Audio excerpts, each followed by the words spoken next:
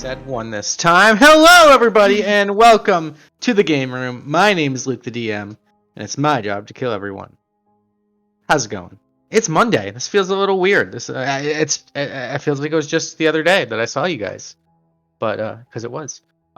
We are here. It's Monday, and we've got a very exciting episode of the Tealeaf Adventuring Company coming right up. But by Jen. I guess her internet just crashed. Oops. She'll get it figured out. Curtains. Just call it. Just no.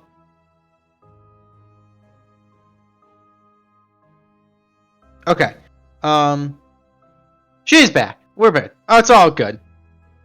I have a beard. It's all good. Welcome back. Okay.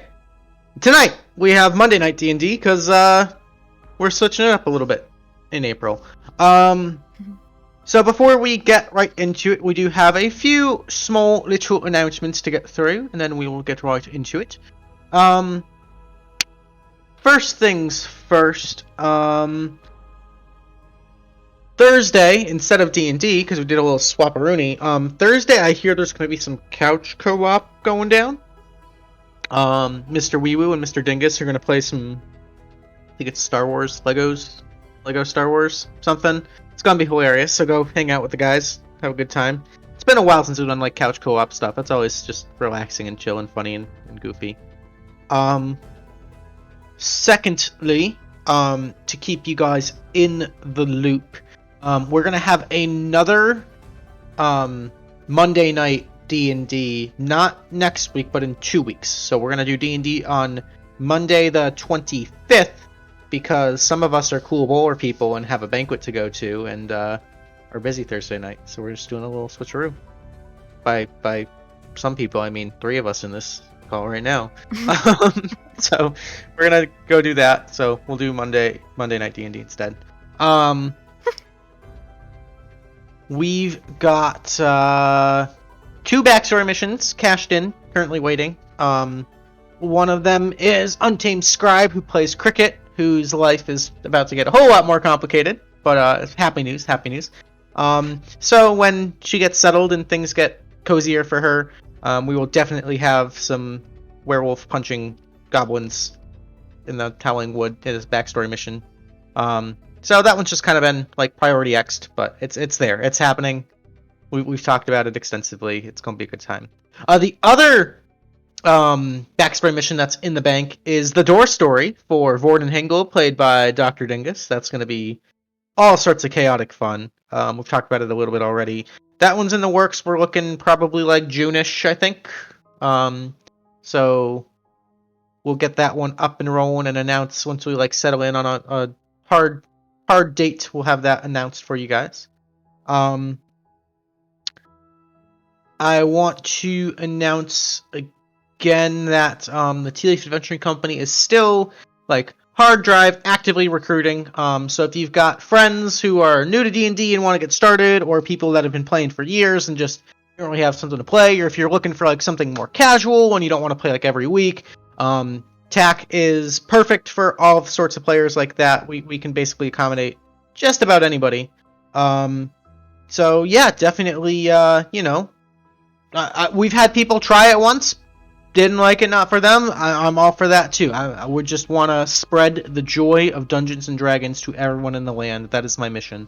So if you've been lurking in the shadows, or you're watching this on YouTube or whatever, and definitely come say hi, because we'd love to have you. I don't bite unless you're into that. I think that's it for announcements. I don't think we have too much coming up other than that stuff. So, without further ado, why don't we go ahead and dive right into it, and we'll get shuttled into our adventure. Our story tonight begins, as they always do, in the beautiful free city of Cadoria, on a lonely peninsula to the north of the Midnight Sea, and there on the prime central thoroughway drag known as Avandra's Alley, right where it turns right into the south onto Melora's Way, in that central town square known as Ava's Piazza, sits a beautiful 3-story mansion which now serves as the Tealeaf Adventuring Company Guild Hall. Jen is on the struggle bus. She's texting me. Her internet's crapping out. But we'll figure it out. The show must go on. There is an excitement in the air at the Tealeaf Adventuring Company as all of you have received very specially sealed with like extremely fine stationery and like gold leafing, like beautiful calligraphy writing, these immaculate decadent wedding invitations for a very special, historic, momentous wedding happening in the Holy Empire of Dios. Most of you, I believe, all of you, most of you, some of you, probably most of you, have interacted with this group in the Scalding Sands of Zarus, known as the Storm Scales, and their leader, Storak, is also the has a title known as the Blood Fist, which makes him sort of this despot militaristic commander of all of the war tribes of Zarus and the Scalding Sands. He has been betrothed to the eldest daughter of the Holy Empire of Dios, a young lady by the name, I say young, a lady by the name of Alana, and history has decreed that this eldest daughter shall be wed to the Blood Fist in succession, to sort of solidify and concrete this political and economic alliance between the Holy Empire and Zarus. There have been missions in the past of helping out Storak retrieve wedding gifts for his bride-to-be, and things of that nature. So if you're watching on YouTube, you can pause and go watch those right now to refresh your memory. We'll wait. But not that long. We're going back with it. The wedding is scheduled for this evening in the capital city of the Holy Empire. So all of you would be putting on whatever outfit of your choice that you deem appropriate for such an evening, and doing your best to get ready. And you can see Marigold and Reginald come out of the office in absolutely just fineries. You can see Marigold's got her hair sort of up in curls, with these various gemstone hairpins kind of holding the hair in place, and it kind of highlights the astral peacock feather kind of draping down over her right shoulder.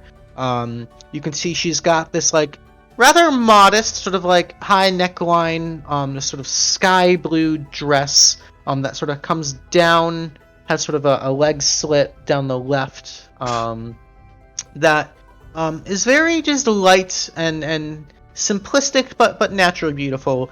Reginald, on the other hand, is a little more gaudy. He's got this like charcoal gray full-on suit, his signature red dragon leather tie, characteristically loosened and just always a little bit off-center, but hair, makeup, face to the nines. He's twirling his fancy new rapier cane. Very, very proud of that. His gift from Lee. And Marigold's kind of like walking over and just doing the last little bits and rearranging those little stray hairs, and he's kind of just standing there, letting her. He's had this battle before, and he's just letting his wife do her thing. So we can go around one by one, whoever wants to start, and describe what each of you would be wearing to such a night.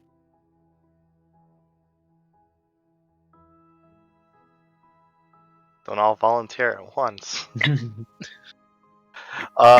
So Forge is going to come out. His wardrobe of choice today, he's still going to be wearing plate, but the plate has been kind of painted in onyx black to kind of mimic a suit. Okay. With a triangle of white.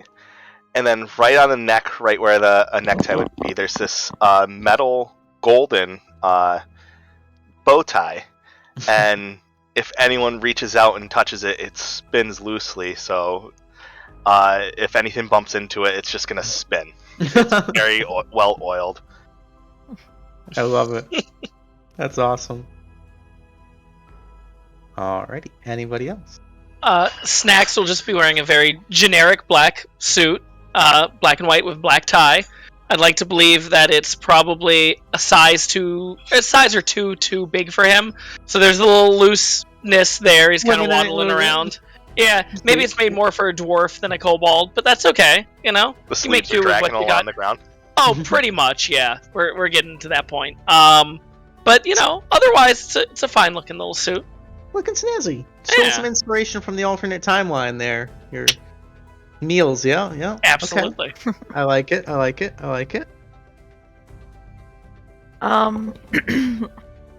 I think Willow probably has something light and flowy.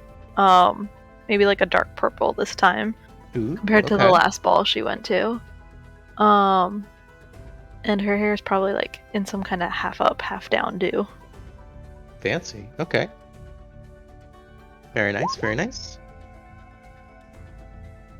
Alright, we'll see if my internet's not total hot ass garbage right now. Okay. So I think Callie would probably just go with kind of like a teal colored like sundress, just really plain and very just unassuming, just a super simple dress that just she's trying not to stand out as much as possible. Gotcha. Okay.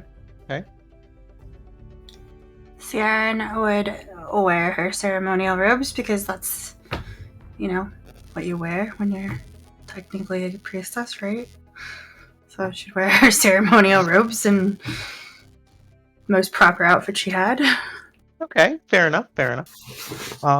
So as all of you, some of you taking 5 minutes to get ready, some of you spending hours, reconvene in the guild lounge and kind of meet up with Marigold and Reginald. You can also see Selena and Amnesty are kind of down there, and Selena is just kind of like feet up on the desk. She's like got a tankard of something in her hand, just kind of like every few minutes, just this long, exasperated sigh. You can see Admiral kind of under the desk, this giant white winter wolf, just kind of almost mimicking Selena and just doing these like giant, big, husky, just sighs. Amy kind of just trying to look busy and just dusting the same little bust of some noble-looking halfling over and over, dusting shelves and mantles and whatnot. And Marigold kind of, and just perfect. Okay, Reggie, I gotta say, you clean up really nice. I'm so happy. Reginald kind of, thank you, sweetie. You look gorgeous as well. Are we quite ready? I think the guests are just about to depart. Marigold kind of turned to us. Yeah, I think everybody is. Are we getting ready to take off soon? Everybody feeling ready? Yeah, I think I'm good to go. Oh my goodness, you guys all look so amazing. This is. Forge walks over and he starts to grab a bunch of different like wedding supplies. He's like, you never know when a priest disappears or anything, so I'll just bring this just in case. Oh, Forge, you're so prudent, but I can assure you that there's no shortage of holy men in the Holy Empire. Well, you never know. It's been a while since I've done a wedding. That's fair. So, just thank all of you for agreeing to come. We want to, represent the Tealeaf Adventuring Company and, put our best foot forward and really just, be present for this incredibly important moment and, to support our allies in their endeavors. I suspect that there's going to be quite a large crowd, so just kind of mentally prepare yourself for that. I know some people get a little anxious in large crowds, but our tickets actually, and she kind of like holds open her invitation. Our invitation actually has us seated in the VIP area, so we'll be a bit separated from most of the rabble. Storak made it very clear that due to all of our help, and helping him reach this point and ascend to become the Blood Fist, and then the helping out with retrieving the wedding gift and everything, he wants us all to know that we're valued and he appreciates us. Ciarenne just like elbow Callie after Forge starts getting his priest stuff and be like, yeah, maybe you should bring an extra dress just in case the bride disappears. Callie will elbow Ciarenne just a little bit too hard. Alright, fair. So as always, has anyone here not been to Dios before?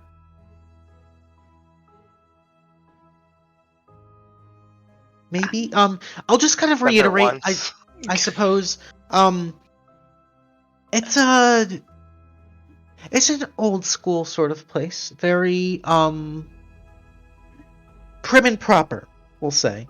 Elbows off the table, kind of, ritzy, classy sort of people. I don't suspect anyone here to be a problem. But just, a friendly reminder to just be on your best manners. And in particular, she kind of like glances over to Willow and Ciarenne.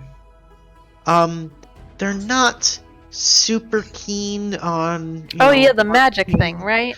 Yeah, I would just, avoid anything too flashy as far as spellcraft goes. Well, we won't need to resort to anything, right?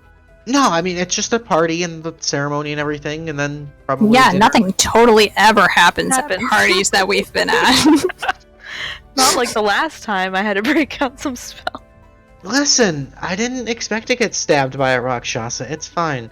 I'm feeling much better. So This one, Just saying. a totally different vibe, right? Yeah, unexpected it'll be things good. happen. They'll be good. I mean, Can't happen all the Could time. say it was quite shocking, that event. there's going to be a lot of really important people there. So if anything does happen, there'll be plenty of people more than capable to just deal with it. So I'm not super Okay. worried.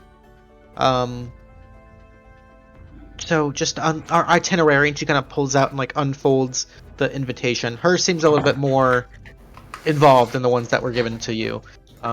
So we'll go there. There's a small little cocktail hour with sort of a meet and greet with some hors d'oeuvres and some little snacks outside in the courtyard of the Grand Cathedral. And then we'll all be ushered in to the actual Great Cathedral, where we'll be seated. The ceremony will take place. And then after the ceremony and the rituals associated with it to bind the Blood Fist and the Daughter of the Holy Empire, there'll be a reception actually outside of the cathedral. In the military district of the city, there's been an area cleared out with tents and tables and such for a grand feast, celebrations, dances, performances, things of that nature. So we'll make it. We'll play it by ear. We'll make an appearance. We'll be there for the ceremony, and then we'll just spend our time there. And whenever we're all ready to just take off, we can get out of there, and it'll be fun.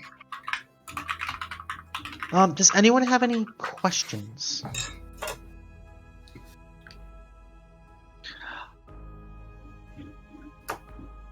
How are we traveling there?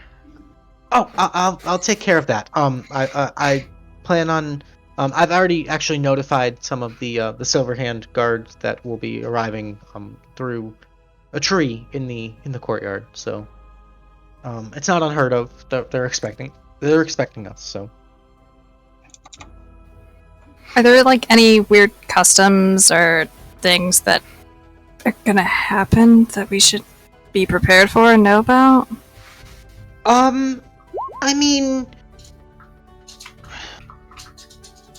the wedding itself should be pretty traditional Diosian, very formal. As far as the customs of Zararis, things can get a little more rowdy. I've attended several of these actual weddings myself between Alana and previous Bloodfists, and the ceremony is usually very nice. It's the after party. The reception gets a little. Wait. Did you just say Alana is marrying another blood fist? Yes, she's married all of them since Stormskill. Okay, So a little she's bit of marrying incest. her son? Oh no, She's not actually, blood. that's a common misconception, and actually, it's a good thing you bring this up because that would be really kind of a faux pas to make those sort of comments in front of the chosen device. So while technically Alana, the daughter of the Holy Emperor, and the Blood Fist are married religiously, ceremoniously, politically, the Blood Fist chooses to take a second wife. Typically, in the past, it's been someone of the Scalding Sands, to.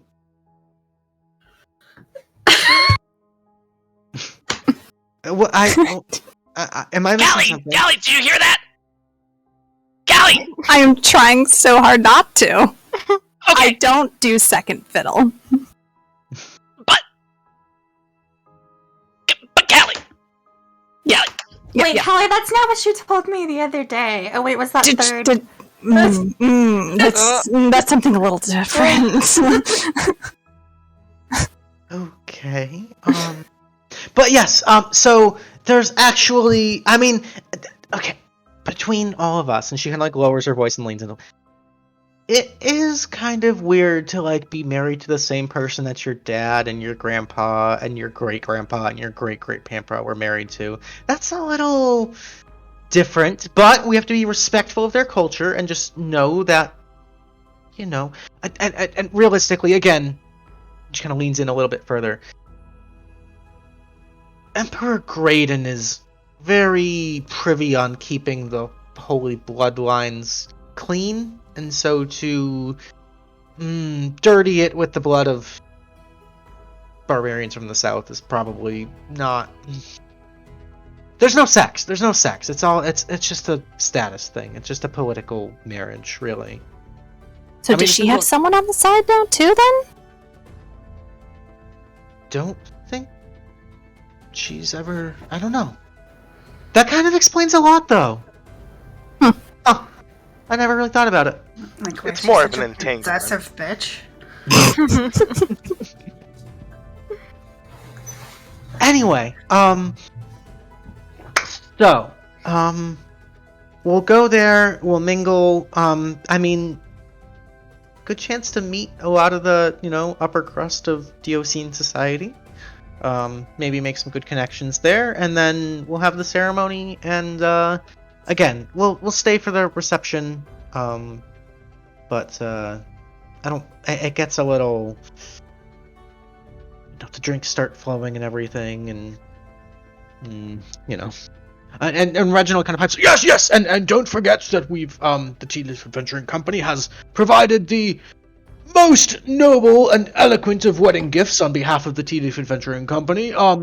Several casks of Red Dragonberry Crush on the house, of course, as a wedding gift to the recipients and the bride and groom. And Merritt will kind of, yes. So if you guys like our wine, I don't think I've really ever met anybody who doesn't like our wine. Drink some Red Dragonberry Crush, and just everything in moderation, of course. Of course. right, moderation. Got it. Yeah. All right. Does anyone need any extra time? Anybody have any last minute changes or preparation they need to do, or can we all head out on our way? Ready if you are. Yeah. Good to go. Alrighty, so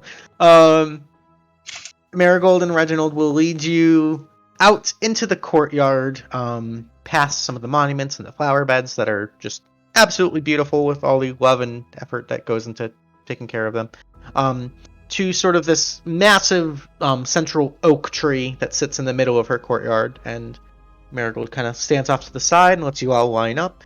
Just, alright, so just, don't hesitate, don't be scared, just right through the trunk, and you'll end up right in the courtyard in the religious district of Dios.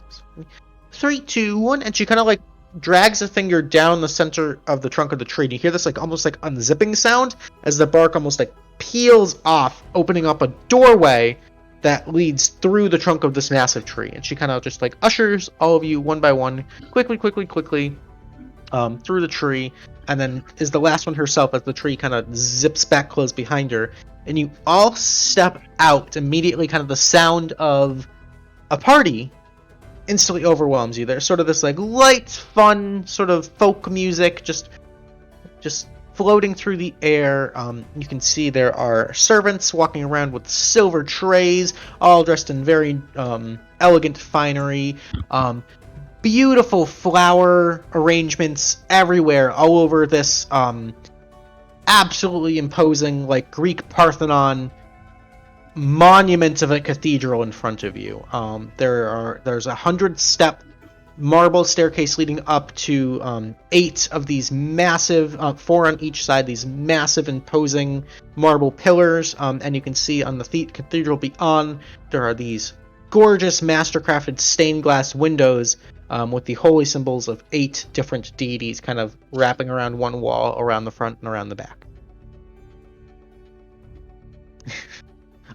You can see there are dozens of similarly uniformed, sort of like shining, gleaming, silver-armored paladins of the Silver Hand of Bahamut, just standing post, sort of just keeping order, and sort of in the streets and the alleys around this central district, hundreds and hundreds of common folk kind of being kept at bay from invading upon the party, just trying to catch a glimpse and see exactly what's going on.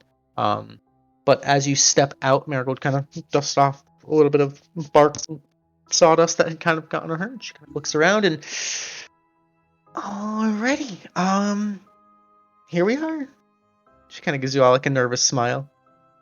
Reginald just kind of straightens the tie once again and kind of broadens up his shoulders and looks around and just has this absolute air of confidence, like he's about to be the life of the party, and just kind of like strides out towards the bar. So, Marigold kind of... He'll be fine. So, looking around, you can see a very interesting mishmash of people here. There's a lot of what you can assume to be Diosian nobility, dressed very modestly in very fine silk gowns and suits and things of that nature. Kind of intermingling and partying right alongside these very brutish, dirty, buff, muscly, kind of gruff-looking warriors of Zararis, and you can see members of various religious sects and clergy are being represented, as well as various members of some of the different war tribes of Zararis here, all kind of just like awkwardly... So, and you can see like cliques are kind of starting to form of people just trying to like avoid one another. It's a little tense here. You can see this like massive half-orc individual just like grab an entire tray of some sort of like hors d'oeuvre, like some sort of quiche or something, and is just shoveling his face full of these things. Forge can do that too. So on that end, Marigold to kind of be like, alright, so you guys just want to follow me around or mingle on your own, or I know these things can be a little... And Snaxx is running off towards hors d'oeuvres to try to find something to snack on. Okay. Shuffling off. Forge walks off and he's looking at all the symbols, looking for a group of cogs for Gond. Okay. Alright, so you guys immediately just kind of split up. Yeah. Scatter! Beautiful. So, Snaxx, you immediately finds a number of servants walking around, and they kind of seem to be coming from a separate, small, like, auxiliary house next to the cathedral, which you can only assume is like a servant's or cook's quarters. And one of them kind of just comes out of the swinging door, silver platter in hand, and he almost like bumps into you and kind of like skirts around and almost topples the tray, like not quite seeing you at your height. Pardon me, hors d'oeuvre, and he kind of like stoops down low to show you, and there's these like very fancy, elegant looking like shrimp and veggie kebabs. It make me a This would be like a wisdom based, like maybe like a survival check here, or like a nature check. I think those are I'll go survival. Okay. If that's okay. Sure.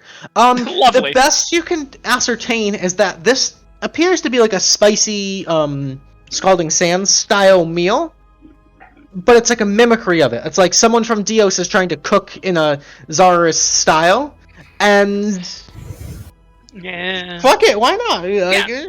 I'll absolutely try that. And it's a little underwhelming. It's a little bland, but it's safe. You gather that it's like it was chosen that to just not offend anybody. It's not spectacular, but it's not amazing either. Do you have anything with beans or bugs? I can check if you'd like. Yeah, thank you. Same servant kind of just like places the tray on like a nearby table and just kind of turns and like power walks back into the kitchen's quarters. Meanwhile, Forge, you're taking a look at these absolutely opulent stained glass windows, and these are like maybe like 35 foot tall windows, like massive, like Vatican almost. Make me a religion check.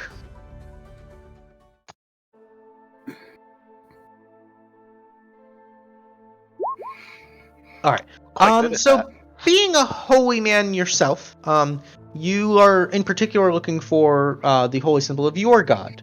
But unfortunately, you don't see that. And you would be educated enough to know that in the Holy Empire of Dios, there are 8 deities in particular that have sort of ascended to become the accepted ones. And it's not so much that the worship of other gods is frowned upon here, it's just that the worship of these 8 is also expected. So it's not so much that your god isn't real, it's just our gods are more important. Right. Are there any groups of God followers, or is it kind of just, like you said, everyone was grouping up, or is it just the 8? It seems like just the 8 here. Fair enough. In particular, you see the holy symbol of Palor, sort of this like white golden sunburst. You see this beautiful flower that represents the god of nature, Corellon. Sort of the hammer and anvil symbol of Moradin. Sort of the black feather symbol of the Raven Queen. The silver shield with sort of the dragon's face emblazoned as the holy symbol of Bahamut. This sort of purple eye of Ioun, the crescent moon with an arrow going through it of Sahanine, and the sort of bronze scales perfectly level of the god of law and order, Arathis.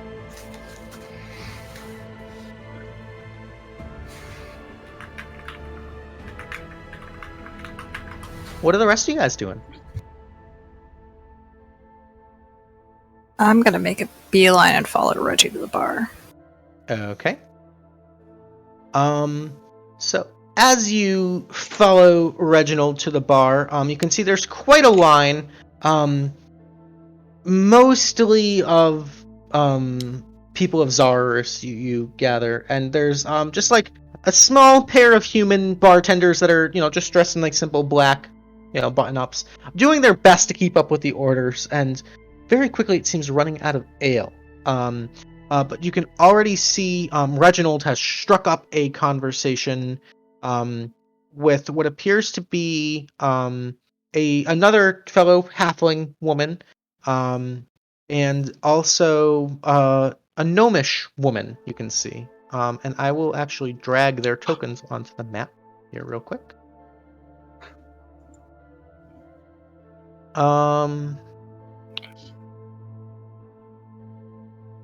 So we'll put you there. We'll put you there. So kind of just like right up in front of the bar, kind of like almost like pushed up against it from just like these towering people over it. Reginald has a glass of wine in hand already and is striking up a conversation as you approach. Would I recognize these two from the last party we were at? Maybe. Make me a religion check.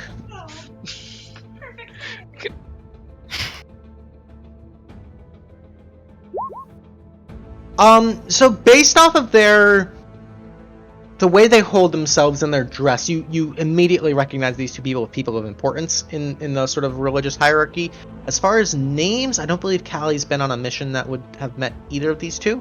Okay. But Reginald immediately sees you and kind of, as you're kind of like weaving through the crowd, goes, Yes, and this is one of the finest warriors of our guild, one of our finest adventurers for hire.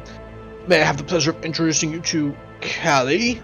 Callie, these are two of the chosen divines of Dios. May I have the pleasure of presenting this right here, and he points to the small halfling woman. This is the High Prophet Sumiko Hare, of the Raven Queen. And she just kind of gives you like a modest little smile, like a little bit creepy. And then kind of with a flourish gestures to the gnomish woman.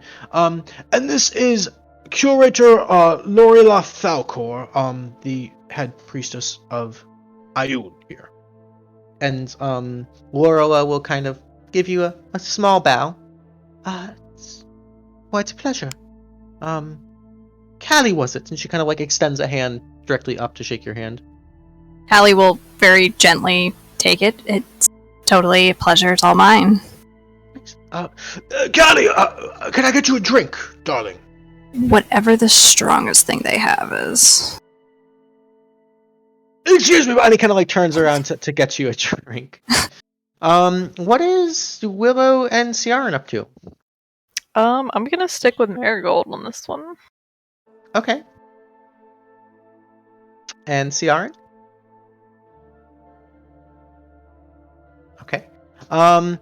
Marigold has kind of got that like awkward like you get the sense for the first time that despite Marigold's like, you know, importance and status, she seems a little bit nervous. She kind of just looks around and like and she kind of like reaches over and grabs almost this like falafel sort of appetizer. She kind of from the Ebonward Isles apparently. Do you want to try some? Sure. She kind of like take one. hands you one. Oh wow, that's It's not really bad. good. No, that's fantastic. Oh wow, okay, wow. She kind of like grabs another one. Wow. Oh my God, wow. Okay.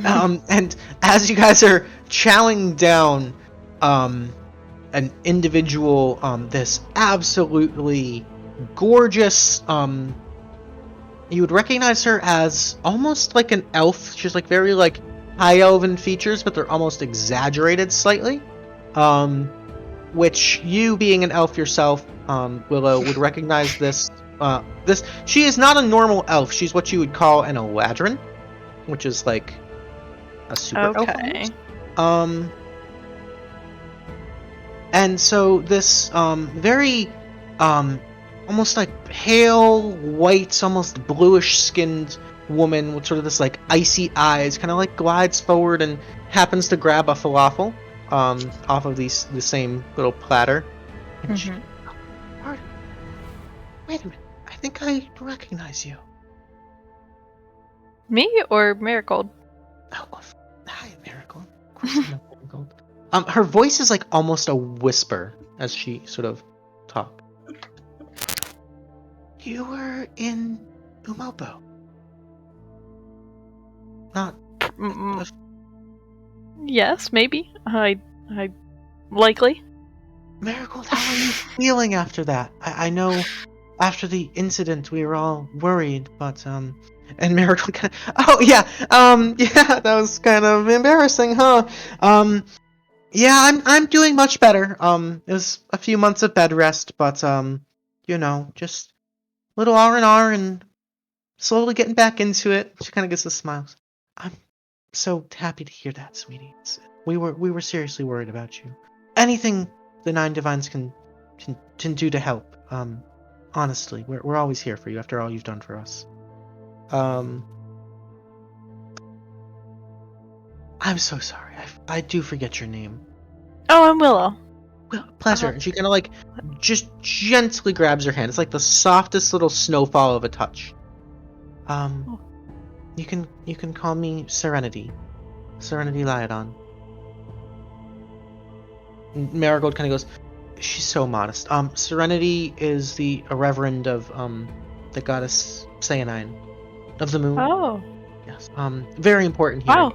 It's an honor. The honor's mine, truly. Anyone? I have a question. Do I recognize her from the last party? I recognize the token, and I don't know if Willow's met her once. She was at the party, but again, very soft-spoken. Okay. Very. You have found the corner where all the introverts are going to congregate, and just like not just. We found our people. We're gonna stay here and talk. We're gonna wait for a cat to walk by. Exactly. Yeah. Okay. So they begin to intermingle and gossip a little bit. Ciarenne, what are you up to? You muted her? Maybe? Did we lose her? Hello? Sorry. It's okay. Sorry. My cat stepped on everything and unplugged it all. Oh, no. And I thought I had turned it all back on, but apparently I didn't get the mic. It's okay. Damn it, Morris. Again Morris. today. What a That's so cat! cute. What a cat! What a cat. What a He good just wants to play. Ciarenne would have tried to follow Callie, and I don't know if she would have necessarily kept up with her because Callie is significantly taller and was kind of making a beeline. So she maybe kind of got lost in the middle there somewhere. So you kind of get like lost and caught up in the crowd, and you're in the middle of all of these like smelly, brutish, just like muscly, various members of the war tribes of Zarus. And you can see there's sort of a tension growing as they are thirsty and bored and growing angrier by the minute. In particular, you can see you recognize a few of the blue dragonborn storm scales, which are actually some of the more well-behaved ones. But you also see these like very, very extremely muscular, broad-chested, very minimally dressed, actually, half-orcs and some more full-blooded orcs, all of which, as part of their dress, seem to have broken manacles sort of like dangling from their wrist. And you see every single half-orc of this particular clan has those same broken manacles. You can see there's these very tall, lanky, deep blue-skinned creatures. I don't think Callie's ever, or Ciarenne's ever been to Zarus before? Yes, you have. Several times. Several times, my apologies. You would recognize these as sort of the gondola drivers, I would say, or captains that would lead you across the River Zar. These are the Amanzi tribe, these strange troll-like beings with these like elaborate tusks which are dripping in jewelry, very fancy, elaborate, like silken, multicolored robes, very sort of like desert Egyptian sort of vibes. And you can see there are a few tabaxi kind of skirting around and trying to sneak their way through the crowd, members of the Swift Quivers here. But in particular, you seem to lock eyes with one tabaxi individual who's just kind of giving you the stare down. Okay, I would maybe give them like a small nervous smile, like, hi.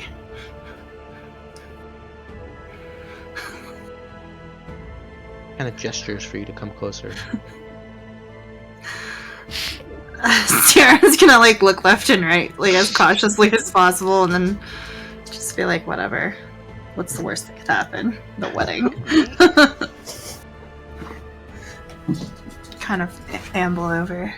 All right, kind of weaving your way through the crowd. You see this big, giant Cheshire cat smile across this tabaxi's face, almost like leopard or cheetah print kind of fur pattern. He kind of lowers his hood a little bit. You kind of see the pointed ears kind of twitching at all the noise. You there? You are not from around here, are you? No, I think I'm from Kidari as long as I can remember. Ah, one of the Tealeaf Adventuring Company lackeys, I see. Is that to be assumed? Lackey, I suppose. Lackey. Forgive me. In my language, lackey, how you say partner. He kind of gives you a smile. Sure. So you are here for the bride or the groom? I would say I'm more of a friend of the groom, if anything. Yes, me as well. Back home, Storak is the greatest. He is the high almighty Bloodfist. Strong, capable leader. And you are from Zaharas, then? Indeed, yes. And even further south still, there is a beautiful oasis. The water, crystal clear, smooth, reflecting the hot summer sky like 1,000 shatters of glass. Okay. You Can must. I insight check? Okay. Sure, make an insight Hit check. it on you. Okay. Oh god. 8. She's oblivious to the. You're kind of fascinated. He's got this sort of like way with words and like the accent and like the little bit of a language barrier. It's like he's very captivating. He's just like, okay. Oh, so like naive Ciarenne. Yeah. Interesting. Yes, we'll have to visit sometime. Yes, indeed. There are so many fine shops. And a sauna. Do you know what a sauna is? Is it like a greenhouse, kind of? Greenhouse for the soul. Yes. Yes. Ciarenne, I need you to make me a perception check at disadvantage, please. Oh Oof. god.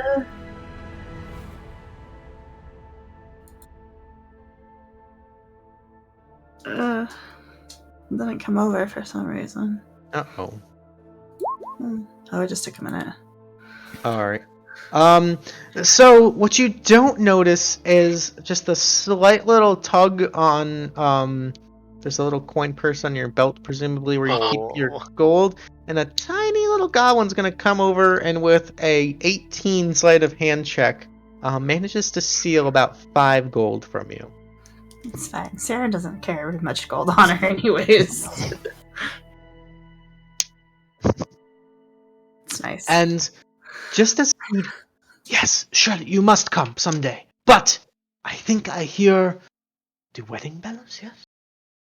Hey, yes, someday. I'll wait for you there. And he kind of like just darts off into the crowd like this awkward exit and just kind of like disappears in the middle of all this crowd. Wow. That was weird. Huh.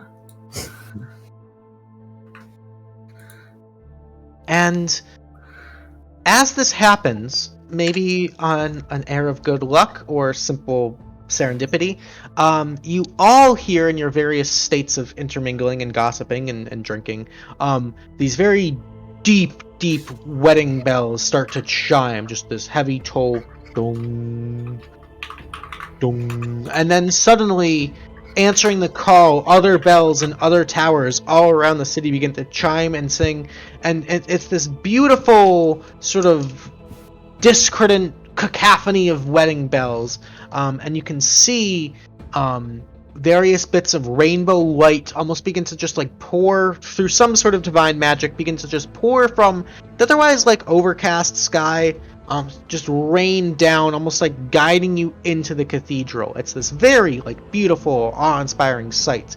If you can imagine, like almost like golden like god ray, like on like those cloudy days, kind of just like piercing through this thin layer of clouds, and then just like almost this like slightly rainbow hue kind of overlaying the entire cathedral. It's absolutely divine.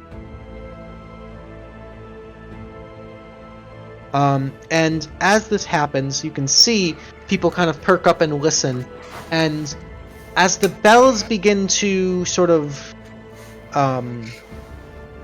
almost wane, you can hear this like angelic choir begin to slowly pick up in this very, very masterly done transition between the bells and the singing. Sort of sourceless. You don't see any singers per se, but the noise almost like lures you closer and closer into this massive cathedral. And as everyone almost seems spellbound by this music and by these beautiful sights, you can almost hear the murmurs and the gasps of the crowd as you can see kind of emerging up onto the 100-step marble staircase. You can see sort of proud looming in this finest polished what looks to be a blend of Zarus and Diosian culture, this set of armor. You can see for the first time Sorak kind of lumbering up the stairs. He's got sort of a retainer of some of his closest guards and members of the Stormscales behind him. Kind of turns and looks around and just kind of gives a friendly wave to the crowd, and there's just like a round of applause as everyone begins to cheer and whistle and holler for the groom to be. And he sort of looks around for a moment, and for just a second, Callie, you swear his eyes linger on you for just a moment. There's like a look of like a confusion and then like a recognition that comes over his face, and then a smile, and then he just kind of keeps going. But there's that like little second of a connection there. Okay. And you see him, you guys are kind of far off at this point, but you see him kind of lean and whisper to one of his bodyguards, who then kind of nods, and the three of them kind of in stride continue up the staircase and go into the cathedral as the main front doors, about 40 feet tall, kind of swing open to greet him. And as that happens, the cheering kind of stops, and you can see the crowd all at once kind of start to funnel in. And some of these silver hand paladins kind of move in to almost facilitate a peaceful entrance into the actual cathedral proper. So as this happens, Marigold kind of turns to you, Willow, and I guess it's time for yeah. Okay, just stay close. You can hold my hand if you want, so we don't get separated. Okay. And at that point, Reginald, at this point, kind of like pulls down this like giant like pewter tankard and kind of goes and hands it up to you, Callie, as like the bell starts. They finished your drink. I drink it fast, I suppose. Callie will chug as fast as she can. All right, make me a con save. Amazing. All right. Yeah. All right, it goes down rough. Like Callie's been a partier. She can handle her shit, but this just tastes like rock gut. It is just heavy and acidic. It's like instant heartburn, just kind of like heavy down, kind of setting in your chest, and you chug it all and kind of like go to inhale, and you're almost short of breath after taking this pretty like a small, like a scorpion bowl almost. And you can't even begin to identify the like different types of alcohol in here, but you can assume it's more than one, and it almost has that like little bit of like an agave sort of kick, almost like a tequila kind of aftertaste. But you can kind of feel that acidic kind of heartburn up in your throat, spreading around your collarbone and your chest, and you start to get like a little bit of like an instant head rush buzz kind of going, and then it kind of like simmers down, and it's mostly just uncomfortable. Like that wasn't a pleasant experience. It was a very like short buzz. Has Callie never had jungle juice? She prefers something a little different. Well, that was a little disappointing. And I will start to try to telepathically locate Ciarenne so I can try to make a path for her in. So you would see, as you kind of blip with your bestie bangles, Ciarenne's actually only maybe like 20 feet away from you. There's just a wall of people between you two, and you can see like a couple little goblins kind of like skirting off into the crowd as Ciarenne kind of turns, looking towards you, and you guys make eye contact. Guess this is our cue to go in. You should have met this tabaxi guy I talked to a minute ago. He Sounds was telling me exotic. About saunas. Like the one that Gregor used to have in his room? I don't know, I've never been in Gregor's room. I've only been in my hot tub. That is a nice hot tub. Shall we? Sure. Alright. So as the 5 of you plus Marigold and Reginald kind of find your way through the crowd, kind of flagging each other down. Forge are particularly useful in this, being giant, tall Warforge. You guys all kind of Can I use reconvene. thaumaturgy to Yeah. assist? Hey, you guys! You guys make your way in through the crowd, and you can see there are actually people being turned away, and some of the Silver Hand are actually kind of like leading off or escorting people from the crowd back out, as it seems the list people allowed into the ceremony is even more exclusive. But you can see Reginald would point out the other of the 9 divines, or the 8 chosen divines here, all high members of the sort of political and religious leadership of Dios here, pointing them out in the crowd, some of which you had mingled with, some of you have met before.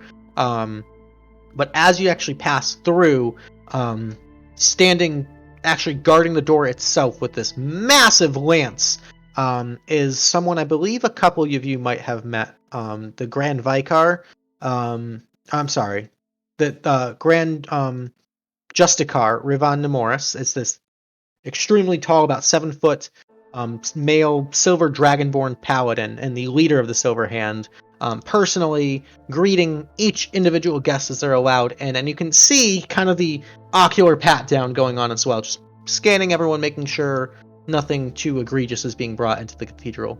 But Marigold kind of gives him a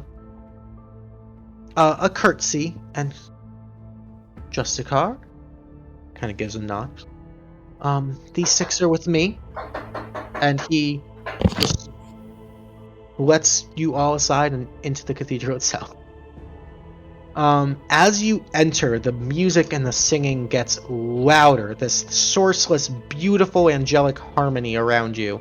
And you can see as you enter the cathedral itself, you kind of enter around this grand sort of entry hall and are escorted, kind of following the flow of people, to this massive row of pews, which are separated left and right side. Before you is a statue of the god Pelor that you can see, sort of with an open book, pensive reading, and 2 golden fires burning on either side. And you can see the room seems to be illuminated by dozens of these small, just bright golden fires. You've never quite seen fire glow this gold before, dangling from chandeliers above you and on wall sconces all around you. And as you make your way up, at the center, there is one grand brazier glowing with this golden fire. And I'm going to bring you guys to the map. It's the map. It's the map. It's the map. Just yeah, let's get us to the first map. Didn't see that little thing that was written on the Which one?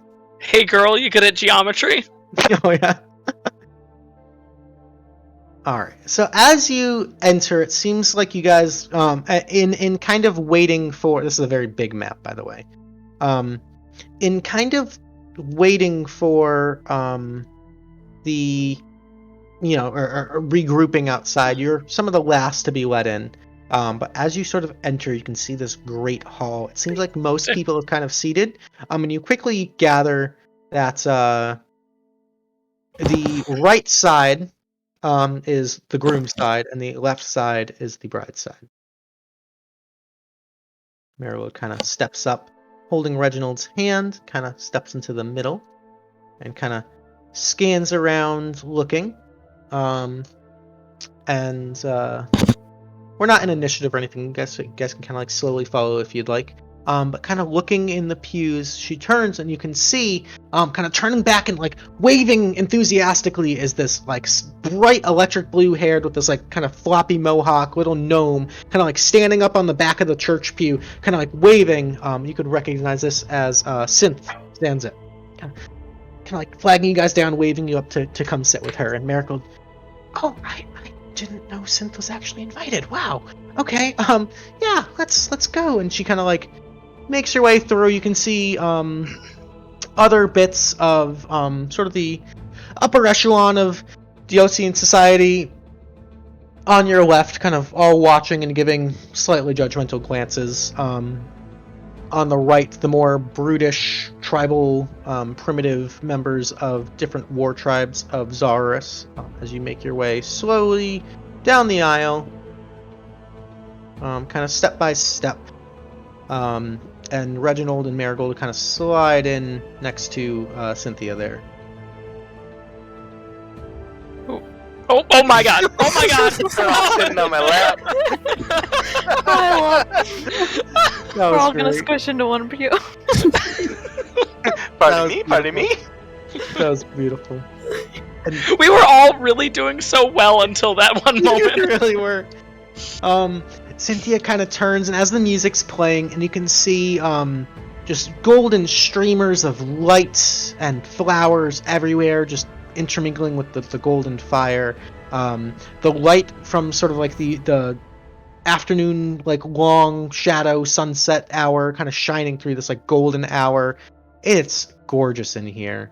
You can see Cynthia kind of turns and smiles at all of you. And, how you doing? Good to see you. Good to see you. I'm so happy you were all able to make it. I was getting a little, awkward here, sitting by myself. But Oh, hey. Hey. It's I nice just to saw see you you. recently. Yeah. Yeah. Pleasure. Marigold, you look absolutely divine. Get it, divine? And Marigold, shut up. Yeah, cause magic. Yeah. Wait. And Never mind. And Cynthia goes, I must admit, this is the first time in my life that I've actually set eyes on the Holy Emperor himself. And Marigold kind of goes, oh my god, I didn't even think of that. She kind of turns around to the five of you and points up ahead. And you can see sitting on this massive throne with almost this like sort of slightly strange luster. The throne itself seems to be made of this like weird alloy of metal that kind of has this weird rainbow like tinge to it, almost like beryllium. Up at the front of the cathedral, you can see sitting on the throne, kind of separated from everything else, this what appears to be like Greek god chiseled face, long flowing golden bronze hair, wearing ceremonial plate armor, and these two almost angelic like eagle-like wings kind of spread out on either side of the throne. Marigold would inform you all that this is the Holy Emperor Graydon himself. This is the father of the bride-to-be. Wow. However, as you're sort of looking on and admiring this individual, your attention kind of draws closer to you. You can see Storak standing up there waiting at the altar with the officiator behind there. But even closer, and now eyes turned back looking towards you, is a somewhat familiar face to some of you. You can see these sort of angry, strong-jawed, just staring daggers at all of you. Auburn hair of Weston Delmalgor standing there flanked by two red blade guards. Hi! Max, What? Rowdy. why is he glaring at us? Oh, Probably because the last time I saw him, I punched him in the nose. You what? Oh. What did you do? Wow, okay. That make okay. Callie! Really? Okay, that makes more sense. He had us rescue a fucking blood mage, and we didn't know who the fuck we were rescuing, and he withheld a lot of information. I mean, that sounds fair then. Okay, Yeah. good job. But how is he still alive after you punched? You're so strong. Well, kind of held back a little bit. Okay, good. Oh, It was more that for was kind of damage, just Mhm. wreck the facade a little bit. Weston kind of turns and gives you a nod, and Marigold kind of, Weston. Just again, it's more. There's like a row of people in between you, so the conversation's a little like you're not gonna have a full Mhm. conversation, but just the pleasant hellos there. And you can see as you kind of look around the crowd, you can see actually kind of interdispersed between a lot of the storm scales that are here. You can see members of the Red Blades here, and you can't help but notice that Weston has been given a seat amidst some of the sort of storm scale elite there. And if you look over onto the bride's side, you can see the 8 chosen divines there as well. So a seat of very high honor there that you kind of notice.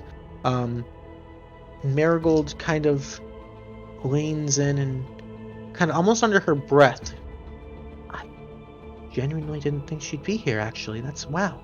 And she kind of points out, talking to Cynthia, but in such a manner so as to like speak generally, kind of like a raised whisper so that all of you can hear. She kind of points over to this individual sitting in between some of the chosen divines. She would inform you that this is Mulaney. That's the Mulaney. the youngest daughter of the Holy Emperor. Oh, is she not normally at these things? Why would she not come to her sister's wedding?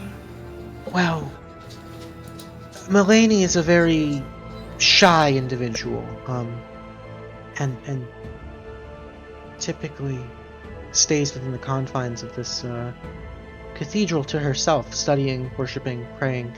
I can't remember the last time I saw her, actually. I think she wasn't at the last wedding. Chekhov's Mulaney.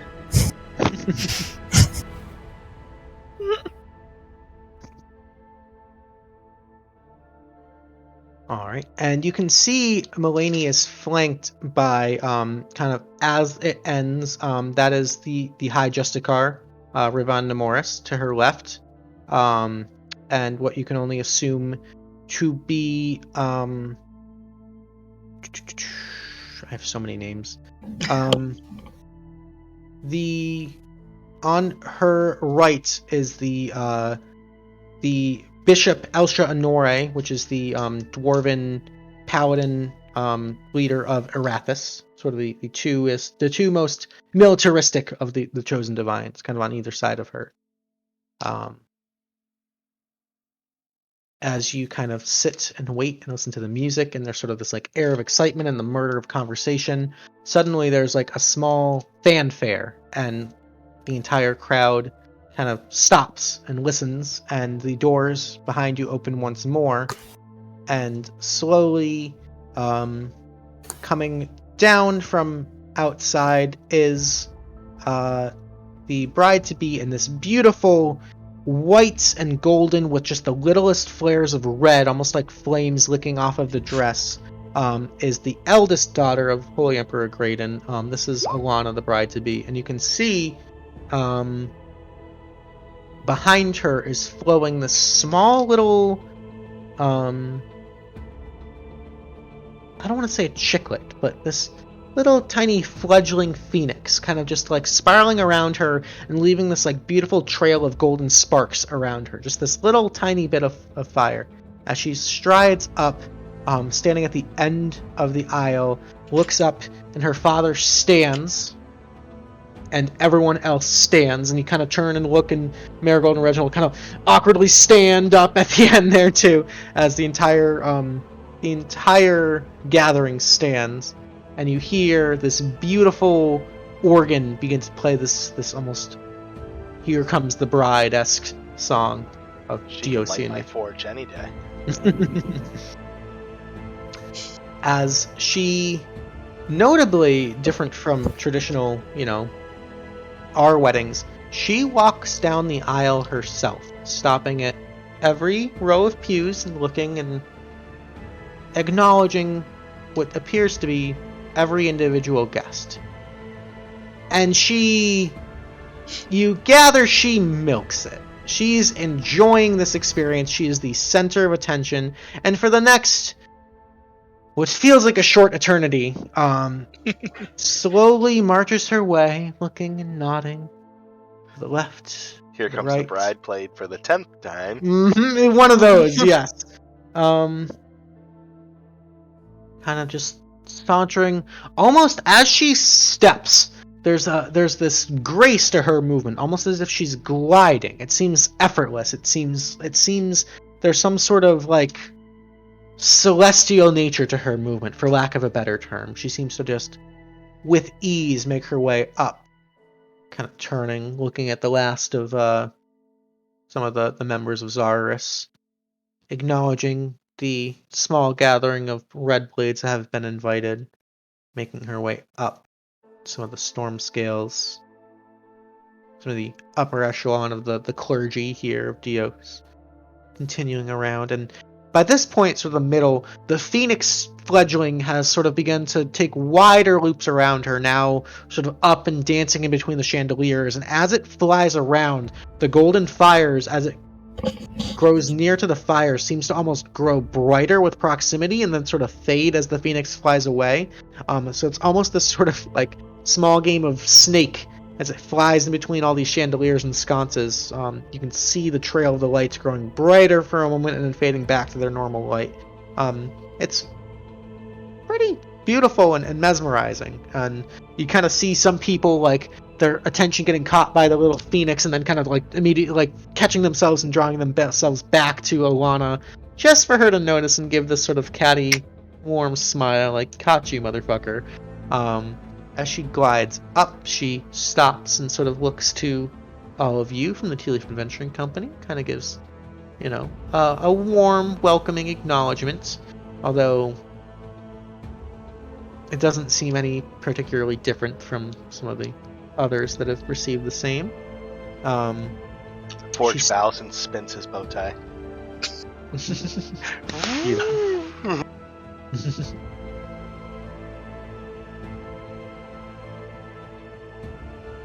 Just waves. I love it. As she makes her way up, sort of out of earshot, she definitely takes... I mean, this entire walk has been like, alright, come on. But it gets even slower as she gets to the Chosen Divines of Dios. Like, really taking her sweet time. Just almost taking a time to individually gesture and acknowledge and emote and express at each of these 8 people. And Marigold just kind of turns around for a moment and kind of gives you all a smile. Like, just this sort of like, okay. You can see Weston gives a very, very formal, deep bow as she turns back to the other side. She walks and she stops, actually, as she gets to the end of the pews. Sort of turns around and stretches out both of her arms, and the phoenix actually comes and lands right on her shoulder at this point. And you can see as it lands and makes contact with her, her hair, which is almost this like Targaryen platinum blonde, almost seems to have this more golden fiery glow to it as well. As she looks over and last, but certainly not least, walks over to her younger sister, gives her just this big hug, and you see for a moment like the first signs of maybe some like actual humanity to this woman. There's a very tender, loving embrace between sisters here. And as she pulls away, you can see like tears of happiness kind of streaming down Mulaney's face as Alana kind of hugs and rustles her hair a little bit and then turns, walks back to the center, and as she steps up onto this sort of dais, you can see the phoenix kind of takes off and flies around and up and spirals around the central brazier, and the fire just like erupts into this golden flame, and kind of everyone almost like takes a step back, and there's like an audible gasp as the music kind of comes to a crescendo. She steps just cautiously around and takes her spot at the altar beside Storak. Storak, he's got this giant smile, this sort of goofy smile on his face. I need everyone to make an insight check.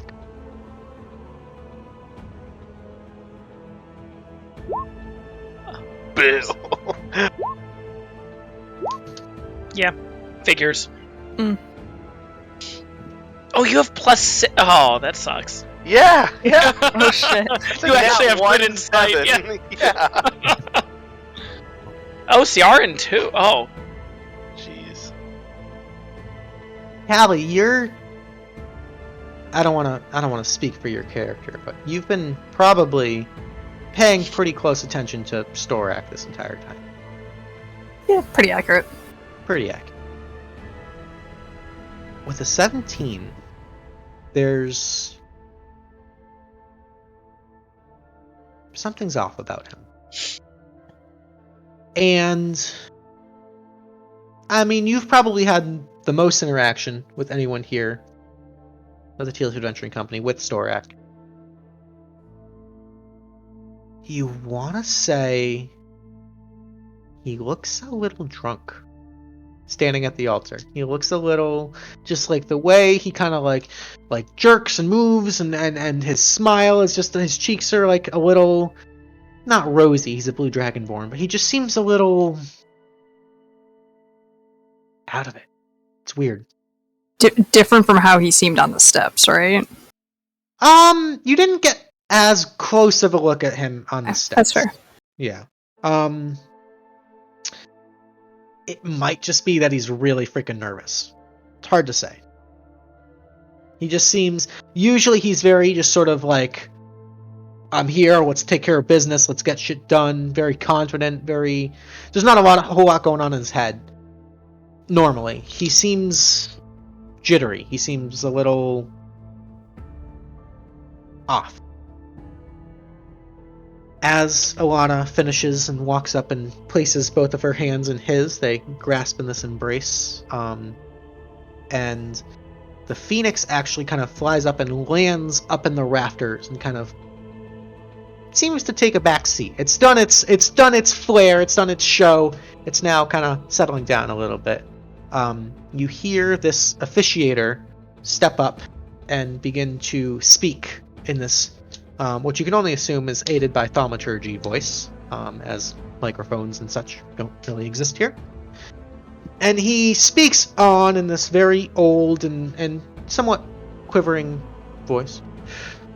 Dearly beloved, we are gathered here today to celebrate the union of the two beautiful and promising individuals that represent these two great nations. And he begins to go off on this long, boring, dragging religious speech honoring each of the 8 gods and how these two will go on to symbolize and worship and highlight the values of each god in turn. And it is just like, yikes. It is just... I almost wrote something, but I was like, I don't want to lose viewers. It's just like this drawn out, and there he talks about faith and duty and honor and the symbolic gesture between the strong, noble, heroic people of Zarus and the chaste, devout, honorable people of Dios and the perfect union, and how it's been carried on through traditions and generations, and how it only keeps solidifying and strengthening the bond between these two nations, and how it's the most beautiful union of all of the most godly characteristics that mortals can be, and how the gods are shining down on this day, and how beautiful Storak is, and on and on. He just seems to like get lost on these tangents, and everyone's just like, you can see Cynthia in particular kind of like pulls out a lighter and just kind of like fidgeting with the lighter in her hand and just like, no, probably shouldn't. And while everyone Mir- else is like falling into boredom, Forge is just getting more and more like into it. Like this is his This thing. is his jam, yeah. Is anybody else doing anything in particular? I know I've been talking a lot this session. Anybody else doing anything in particular during this speech? For the most part, the room is pretty quiet and attentive and listening, but there. That's not to say there couldn't be small little whispered, hushed conversations. Real quick, is there anything special about the officiator? Like, is he someone of importance, or is he kind of just the handpicked one of many that could have been it? You gather he seems like pretty much just a face. He doesn't seem to be anyone in particularly important, which kind of surprises you. You would think they'd like maybe get one of the chosen divines to officiate the wedding or something, but you gather. Make an insight check. Doesn't Supposed surprise to be me. good at those. Alana wouldn't let anybody outshine There her. you go. Exactly. That's exactly it. Ciarenne hits the nail on the head. Alana did not want anyone more important than her up on that altar, Oh, and so rather than have like another important political figure up there, they just kind of picked a nobody, a Joe Schmo up there, just to read a script, basically. Oh my gosh! Wow. What? Jesus Christ! In the Twitch chat, big oofs in chat. Oh, yeah. Oh man. Yikes. Yikes. Jesus. So Snaxx is next to Willow, I think. So he's gonna go. Hey, Willow. What? Do you think he's gonna talk about Tiamat at all? Because he's talking about gods and stuff. Do you think that's gonna come up at all? Because that's like the only god I know much about. I don't know if they follow Tiamat and Dios. Yep, probably not. That's a good point. Okay. Yeah. I'm gonna lean over and just poke Marigold, be like, "Hey, is Tiamat gonna come up at all?" No. Okay. Sorry. Forge leans over to Callie and be like, "Geez, by the time she got up there, I thought we would be having the next wedding." I was like, Willow's gonna like sort of keep glancing over towards Serenity's pew and like who's over there. All right. So Curious. you would recognize this is Serenity, the beautiful sort of elven woman. To her right is another more androgynous looking individual, also maybe an Eladrin. You would have been introduced by Reginald, or Reginald would have pointed out that individual as the Grand Vicar of Corellon, which is the god of nature, and also of sort of the patron god of elves. This is Roland Silvara. Okay. And then, do I notice anything? Like, are they paying attention or are they not? Or All the chosen divines seem to be paying pretty close pretty. attention. Okay. You also notice on the other side of Serenity is an individual that might be familiar to some of you here. This is the High Priest of Paylor. This is Cato Manius Monte. Oh shit. This is Lithiath's dad, actually. Yeah. Mhm. Okay, I met him. Forge Yeah. notices him. Does he look sketchy? Daggers. Is he doing anything weird? He is just sitting calmly, just paying attention. I'm gonna keep my eyes on him. Sure. Did he notice Forge at all? Because we didn't really get along too well. Oh yeah, that's No, right. you didn't. I did not like you at all. We kind of kicked his ass. He kind of Yeah. did. Yeah. No, he seems to be sitting right in line with all the other chosen divines. You gather there's a very like strict protocol to especially the ceremony of this significance, and they are all very much doing their duty here and listening attentively and like not even, you don't see any sort of like whispering or comments or facial gestures amongst any of them. They're all just sort of staring. He's gonna wait till the after party, get revenge. Yeah. There you go. I'll keep our eye on that one. And as the speech drones on and on about how love in all of its many forms will wash over these two like an ocean and whelm and I had to squeeze that more. Goes on, and after way too long, and more than one audible yawn from the groom's side of the aisle, which everyone just pleasantly pretends they didn't hear. You hear the priest kind of, and now it is time for the exchanging of the vows. And you hear Storak kind of cough a little bit and kind of reaches into a back pocket and unfolds this crinkled bit of paper and squints at it, and you get the sense that maybe Storak isn't exactly literate, but has a speech prepared nonetheless. Storak gives a very warm but simple, heartfelt pledge of loyalty to protect and honor and love his new wife, and to carry on the tradition and that same responsibility that his ancestors have, and to promote the strength of the storm scales and all of the people of the Scalding Sands. And as hot, he squeezes in at the last moment a little bit of poetry. He says, "My love for you will burn as hot as the sun above the Scalding Sands." And there's sort of a half groan, a half awe from some of the people in the audience, and there's like a small little round of applause as he finishes it and kind of clears his throat one more time and tucks the little bit of parchment back into his pocket. And you can see there's like little bits of like sweat kind of like forming on his forehead. Like, he seems like genuinely nervous, and this is like a proud military commander. He seems just like almost like shaking in nerves of this moment, and it's oddly adorable. It's a little like out of suit for him. This is a new side of Storak that you've seen, but it's oddly cute. Did he sound drunk during that, or did he sober up during the walk-up?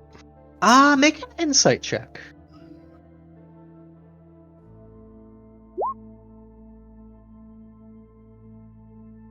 $25. He 25 is a good roll. That's a 19. Plus my bonus. Yeah. He didn't sound drunk. He definitely stammered over a few words. But it seems like he did his best to prepare for this moment. He knew it was coming, and delivered it, to the best of his ability. But there's just something. It's not that his words weren't genuine when he delivers this.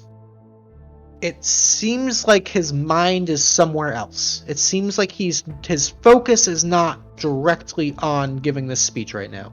Which, again, with a 25, you're kind of just reading into like the very subtle tells in the body language and just his posture and everything. What normally would have been delivered as this like very strong, proud speech of confidence and love, there's a piece of him is like missing from this. That seems off.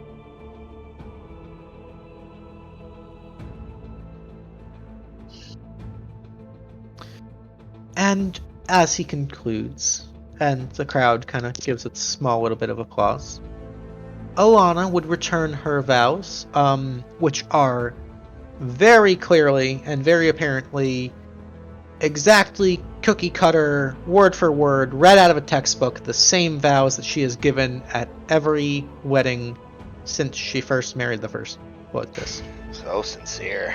Yes, Yeah, there is not. Wow. There is not.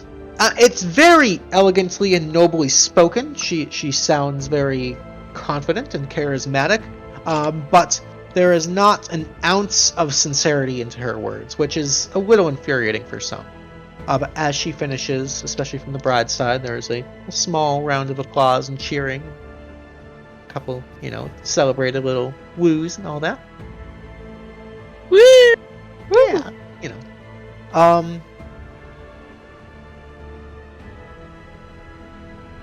The presenter, or the orator, turns.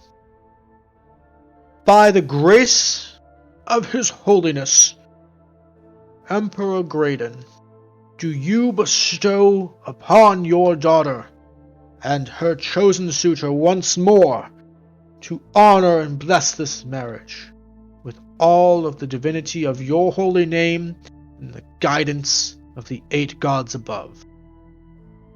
And Graydon looks and nods.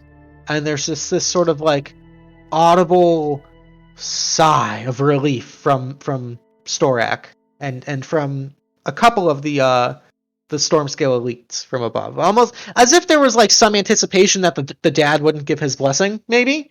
But there's just this like of relief.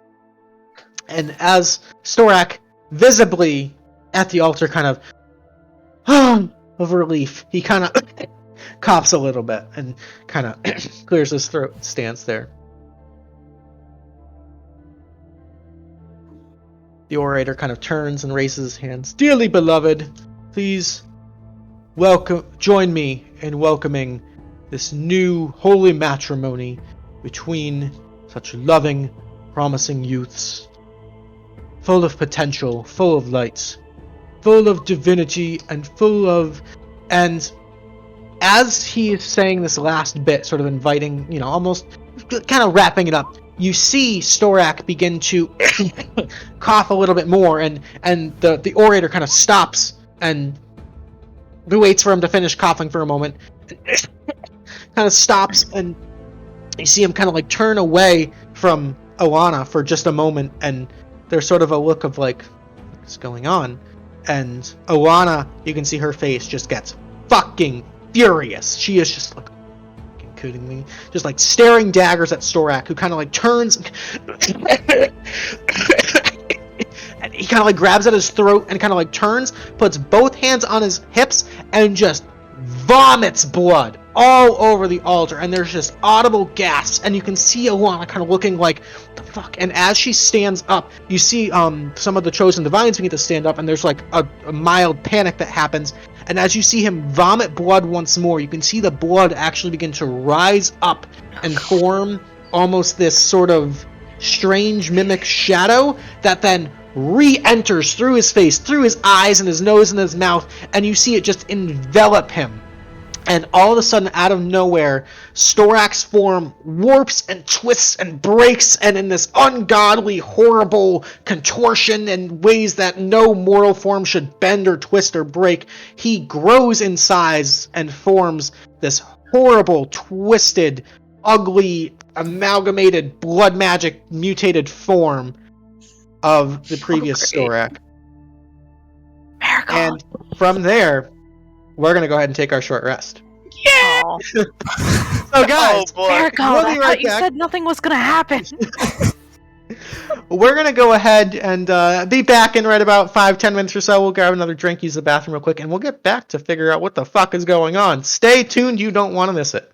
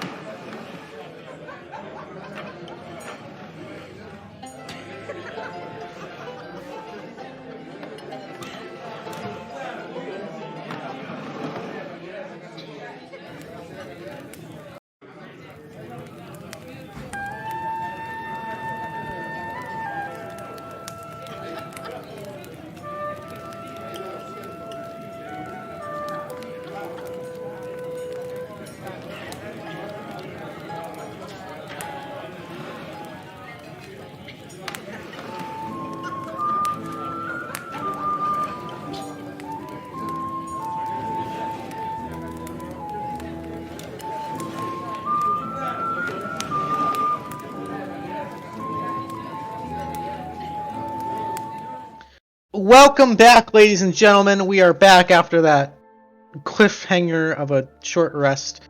We're gonna dive right back into it. So, as Storak Stormscale before you twists and creeps and bends into this horrible amalgamation, I need all of you guys to roll initiative.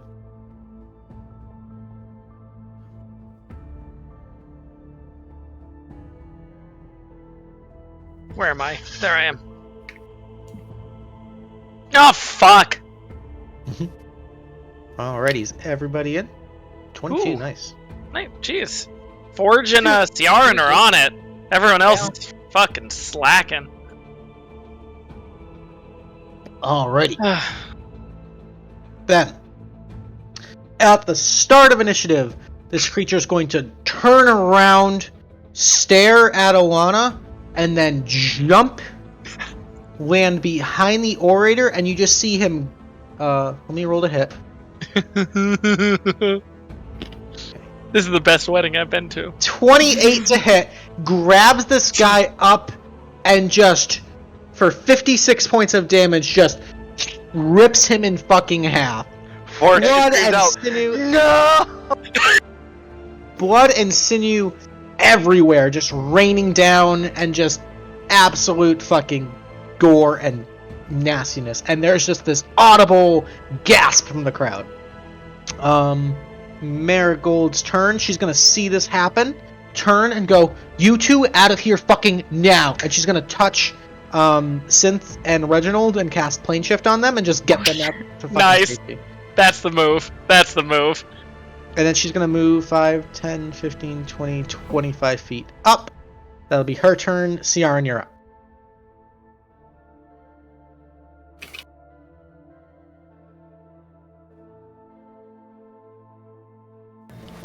Sorry, I had my mute on. Okay.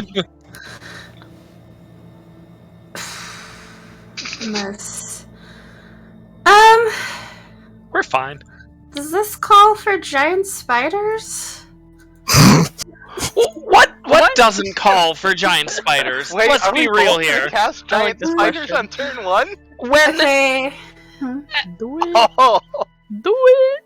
when would that not be the right move? Come on. Yeah, I feel like, the giant spiders can at least help us figure out what we're doing with our lives, right? So Yeah, what else are they they're the here best for? therapists. I'm also gonna Right. cast giant insect. sounds That's like my thing. good. This is We- perfect. Hey, we wanted food for snacks. Here we go. Thank you. Yeah, so 2 giant spiders. Oh, Okay. imagine if we fed him a giant spider and he grew. Yeah. Snacks. Fucking great. Snacks, more like full meals. I don't know. I'm done. Like full meals. Alright, giant spiders are there. Okay, and I think, technically... Technically. Hold on, sorry, I have too much going on at once. Okay, so technically I can summon them at 60 feet from me. So is that 60 feet? Or is that farther? 60 feet would be just the other side of... They'd be like here and here. Okay, that sounds good. And Then they still get their 30 feet of movement as well. are they moving on my turn? That's what we do, right? Yeah, it's actually gonna be like the end of your turn, yeah. Okay. So that was my action, and I would cast Inspiration on... I'm gonna go with Callie, Okay. because as long as somebody is with Snaxx, you can get kind of a little bit of edge there, so... We'll start with Callie. Okay. Yeah. I forgot a couple initiatives, actually. I'm gonna move also. Okay. I'm just gonna move up to the yellow line, and that will be my turn. Okay, Forge is gonna start by moving. Okay. 5, 10, 15, 20, 25, 30. He's gonna cast Giant Insect to get 3 giant spiders. Okay. Oh my god. A lot of spiders. Oh yeah. And I'm also going to cast Spiritual Weapon 60 feet, so it should reach Zorax, I think is the name. The amalgamation of him.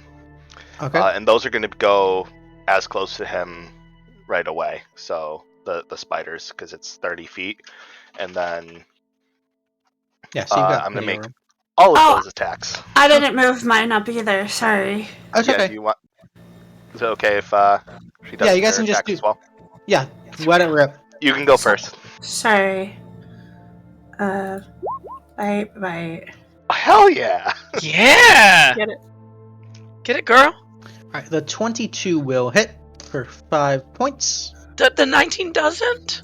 Have you seen that beastie? What? Okay, well, spiritual weapon.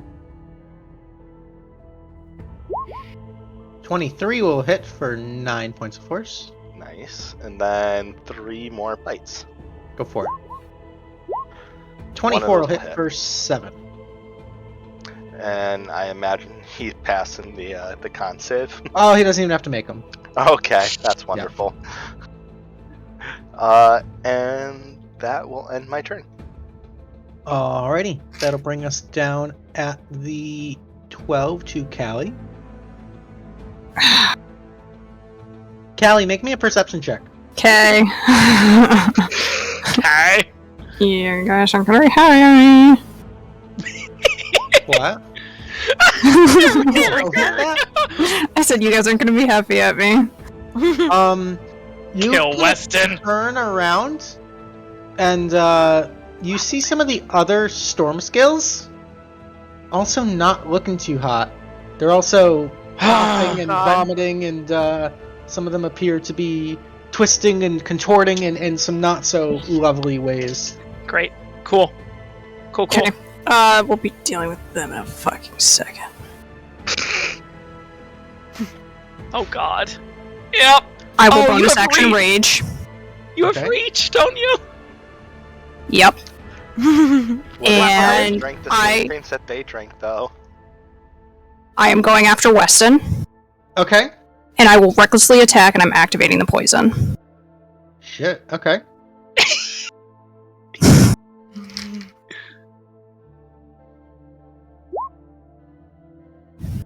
Oh. Nat 20. No, it was a No. It was a 19. Oh. So 27 total. I saw the nat 20 on the First Yeah. 27 definitely hits. Okay. Oh my god. So that's he's got to make a save though, right? He has to make a con save, DC 14. 28 on the con save. Okay, so he takes half the poison. So that's 10 plus 3 plus 9. Yep. So 22. Okay. And she's gonna fucking do it again. Okay. The 20 actually misses Weston. Okay. I will throw in my inspiration. Oh, there you go. 23. That'll hit.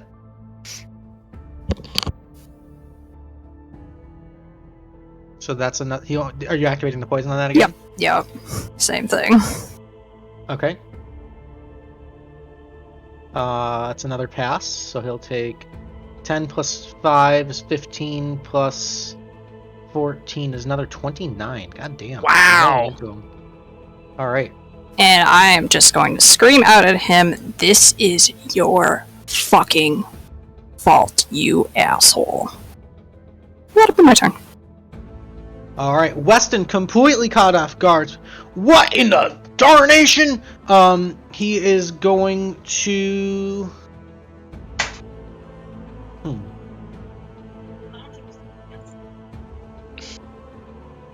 We're gonna bonus action second win. Real quick, Luke, I just realized that I accidentally clicked the 3rd level. I meant to do 2nd level. It doesn't Yeah, change that's okay, I the, think. Yeah. the weapon at all. Alright, so we're gonna regain some health here. decent roll on the second wind. That's a bonus action.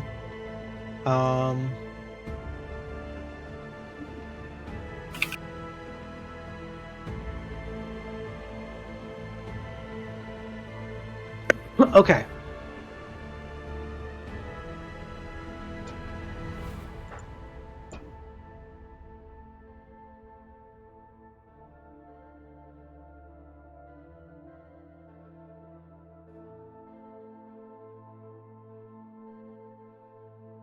We're going to action to disengage. No, you're a sentinel. Mm-hmm.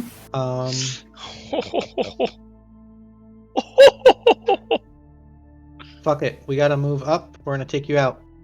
Okay. So he's got. Oh shit. 3 attacks.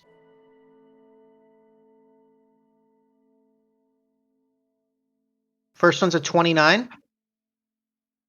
for 19. Okay. Second one is a 30. Okay. For 18. These are not halved. He's got a magical weapon, so. Okay. And the last one is a 20 for 11. 20. I will try to block that. Okay. Nope. Okay, I take all of it. So 19 plus 18 plus 11. Okay. Yeah, bad time to mention that I got rid of my healing stuff because I thought this was going to be an RP session. Mm-hmm. Okay. It's fine, we got this. Oops. That'll bring us to Snaxx. What, Callie? What are you doing? Jeez. Okay. Well, I can't let poor Callie just take that, so I'm going to move up to Weston. I have the movement for that, yeah. And oh boy, wow, this has really taken a turn, hasn't it? I am going to attack Weston. Okay. At advantage. Oh yeah, we're Actually, I'm fuck sorry. that guy. If you're approaching with hostile intent, I am absolutely. he's going to use Hold the Line. Creatures Ooh. provoke an attack of opportunity from you when they move 5 feet or more while within your reach, and if so as you enter his so he's going to use Hold the Line, take an opportunity attack against you. Absolutely. Come on, roll the thing. It's a 27 to hit.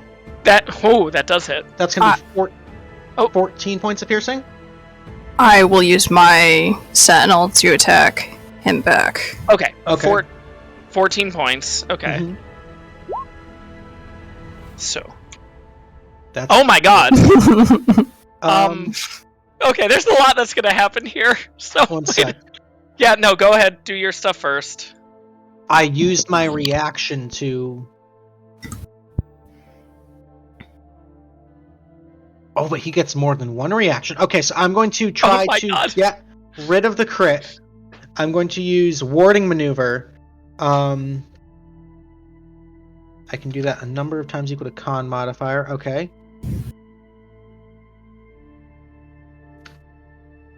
Alright, so that reduces it by 7, which makes it a 21 to hit, which still hits, so it's still a crit. Okay. Okay, so that's gonna be a lot of damage. So 27 plus 9 is 36, plus 2 is 38 points of damage on that. Fuck, dude. Okay. Okay. I will still attack him. Assuming he's alive, which I'm assuming he is. Yep. I love it. 25 will hit for 7. I will re-roll that damage. Okay. That was really shitty. That was So that's 15 instead. There you go. And I will let's do a superiority die there for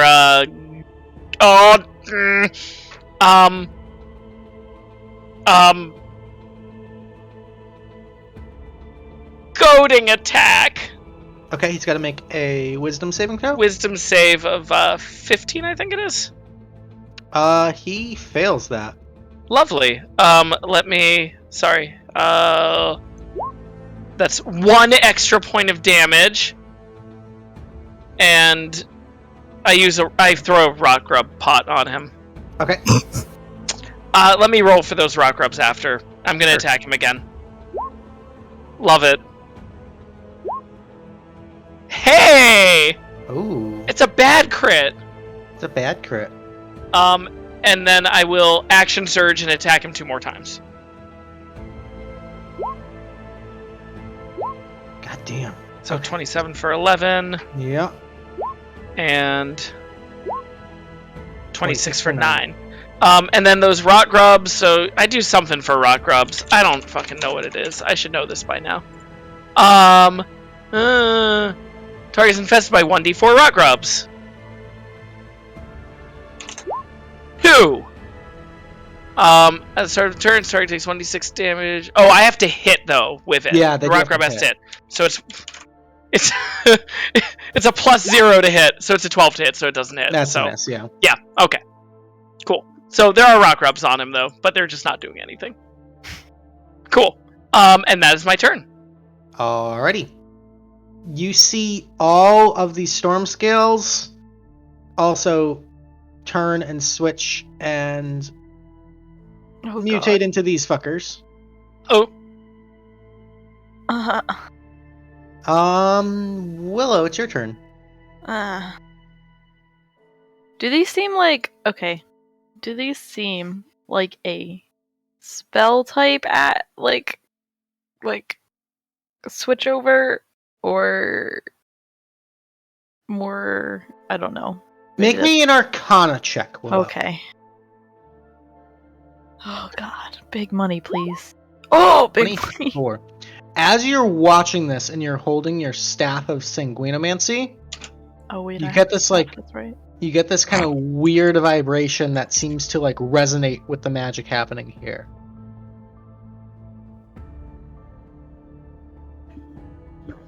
Okay. Well, I'm going to start my I'm gonna awkwardly climb up onto the pew and just stand on top of the pew. Okay. And then I'm gonna cast Dispel Magic at the big one in front of us. Okay. What's the range on Dispel Magic? 120 feet? 120 feet. Okay. 3rd level. Okay. Wing it, try it. Make me an intelligence check. Oh fuck, what me? Hey, what the? Yeah, what the That's not, fuck? not Me? a Wait save, a sorry. minute. Oh, you just said it. Oh, you did say a check. Sorry. Intelligence. Where are you? Well, that was a lot better. So you strike out and hit what once was Thorak with 22. And you see for a moment there's this like revert that kind of like diminishes the magic. And you can see this like look of shock and terror on Thorak's face, and there's like a cry for help that gets choked up by more blood as the spell fails and he kind of reverts back into this bestial form. Unfortunately, this is not a dispellable effect, but for flavor, because you rolled so fucking good, you get that little Okay. hint. You glean from Cool. that there is some outside influence definitely What's happening? fucking with Thorak. Yeah. This is not him, this is his thing. It's giving a vibe. Okay. And I assume like that's my full action, so I can't like scan the room right now. I'd have to do it on my next turn. Yeah, probably. Okay. Bonus. Yeah, so that's my turn. I'm not gonna move. I'm gonna sit Alright. pretty right there. Okay. Okay. At the end of your turn, these all of these elite Zarus ones are gonna go bye-bye. Oh, there's so many fucking tokens. And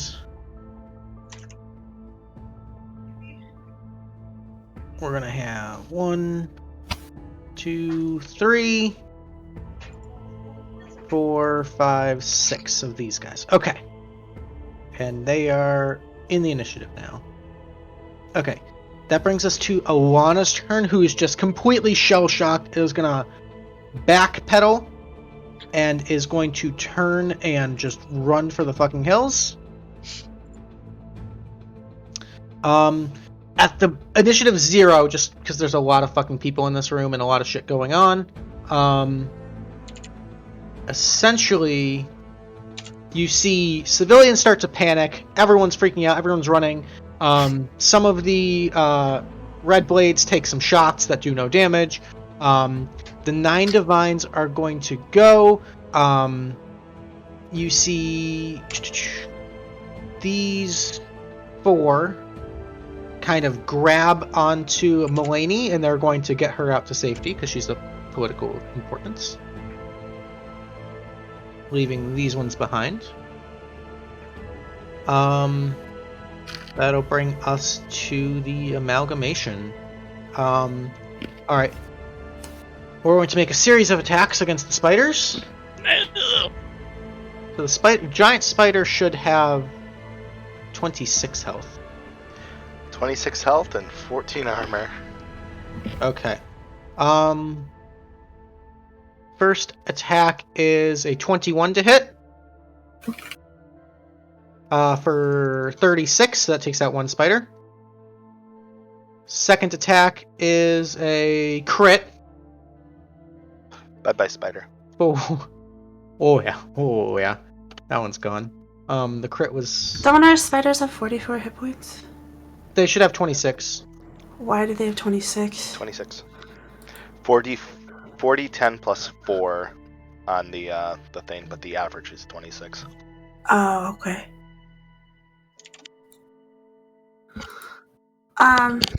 Also, is Daddy whatever not gonna do anything? He's just gonna stand there?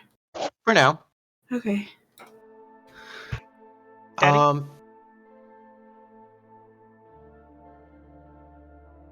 Why are we thinking they have 44 hit points? Oh, because of the ice spider queens. They're not regular giant spiders. So there's a difference between the ones that Ciarenne summoned and the ones that... Yeah, mine are weak. Okay. So we nuke one of them. We nuke the second one of the weak ones. We're just going to go for the third weak one. That is a 23 to hit for 30. So yeah, that one's out of there too. Okay. That's his 3 attacks. That's going to bring us to Marigold, who's freaking the fuck out, doesn't know what's going on. She is going to drop a spirit totem.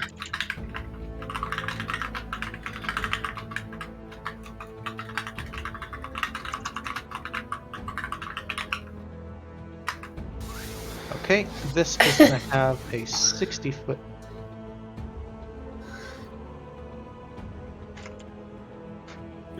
Alright. So, everybody in that who is an ally is going to... Sorry. It's not the bear. No, we'll do the bear. Each one gains 25 temporary hit points, advantage on strength checks and strength saving throws while in the aura. Whoa. Yeah. Alrighty. And then as an action, we're going to go ahead and cast... Yeah, these guys would have ran. So we're gonna drop a wall of fire.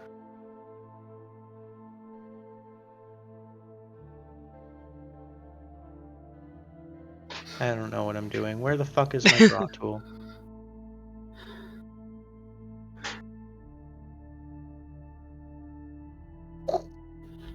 Yeah, we're gonna light it up. And then these guys are gonna have to make dex saves, which they're not very good at. Okay, so they fail.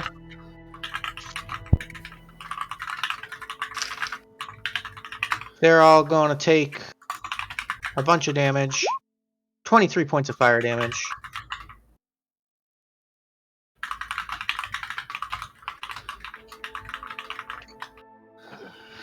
Alrighty. That'll bring us to Ciarenne. Sorry, I'm clacking. A little bit. Thank you, Skits for a Merry Christmas present, which is very clacky. Okay, I'm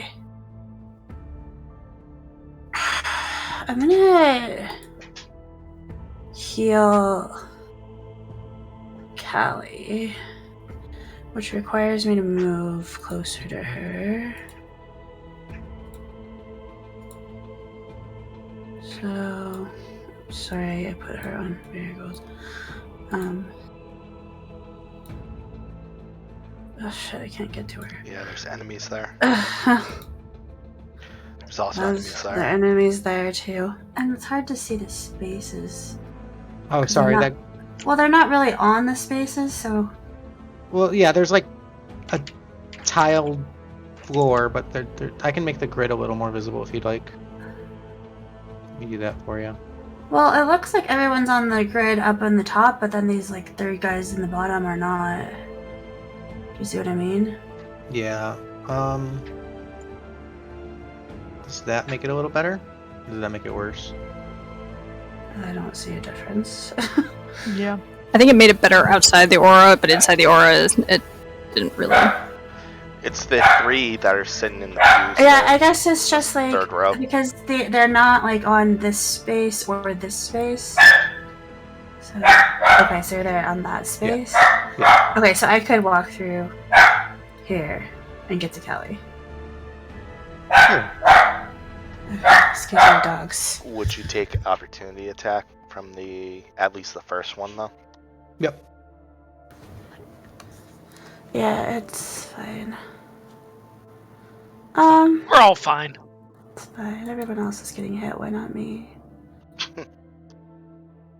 Bar tank, best tank?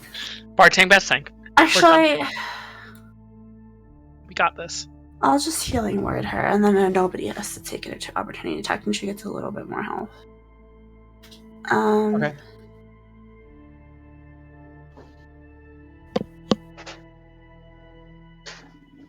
One second, I've got too many windows. Sorry. Spellcaster life.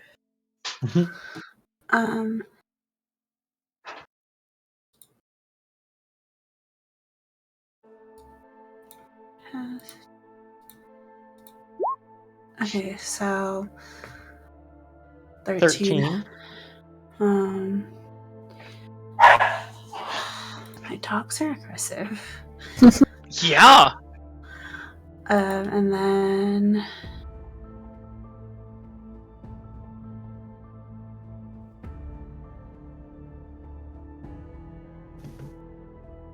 okay. I'm gonna smack my staff down and do stone, invoke stone. Hasta. Okay. Hasta, not my staff. That's a 15 foot. 15 foot plus 1 to AC. Okay. So many That's auras. bonus. Can't really see that one over the yellow. And then I am gonna move closer from. Well, I'm assuming these guys are bad, so I don't want to get close to them, but. I'll move behind Forge for the time being. Okay. There we go. That's my turn. Alrighty, that'll bring us to Forge. So, quick question: is there no safe place I could put an insect plague on those 9 that wouldn't hit a friendly? It's still pretty densely packed in here. You're gonna be hitting some friendlies. Yeah. So I better not. Yeah, be bad. Well, let's see. Does Weston have that magical weapon? Is it metal? Yep. Yes. Well, We're gonna do a good old-fashioned heat metal onto that. Oh, damn. Okay. Yeah! Oh, I love Burn, that baby, smell burn. so much! He's getting toasty Oh. in here. Okay, so So he's got to make. situational, but so good. He's got to make a. What kind of save? Con. It's a con save. What's the DC? I believe it's 14. Let me double check. It's not that high. Heat metal's so good. It really is. It's just against my my spell save, right? It's a 14. Yep. Okay, so he's gonna succeed. He has to make the choice whether to hold on to it, though. Yeah. So no matter what, he takes the 15. Right. Yeah. He's gonna drop it. He'll drop that weapon. Perfect. And my spiritual weapon's gonna make its attack. Okay. Didn't think it would go. 25 will hit for 6. Alrighty. And I'm gonna keep concentrating on the that weapon. If he tries to pick it back up, he's gonna go right back to getting his hands burnt off. I At like least it. I like give it. Callie and the others a chance. Okay. That'll bring us to Callie. Oh, we're fucking going again. The poison's still active. It's my last charge of poison, and we're going reckless at Weston. Get it! Okay. Okay. 23. 23 hits. And Weston drops. Yes! Okay. Yeah! She has a slightly terrifying laugh when that happens. Is Weston finally dead? Callie, are you okay? I'm a little worried right now. She does not respond to Snaxx. And she just turns to the guy that's in front of Forge and goes after that blobby thing. This guy? Yes. Okay.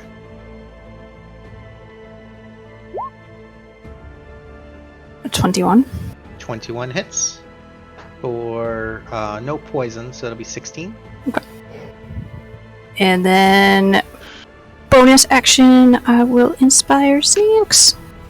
Okay, Snaxx gets a little orange dot there. Yeah, that's what I got. Sorry, I have one more little guy hidden right there that I gotta get rid of. Sorry. So I'm Yeah, just it's gonna move fine. you back. You were just on you were on top of a token for me, so I was like driving me nuts. Okay. Alrighty, all set, Callie? Yep. Alrighty, Weston's gonna make a death saving throw. Yeah! That's one success. But Snaxx, you Alrighty. can attack him.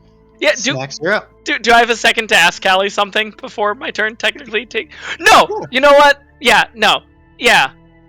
Yeah, no. I'm too worried about dying right now. I will say the rot grubs are going to try to infest him again. Okay. Oh.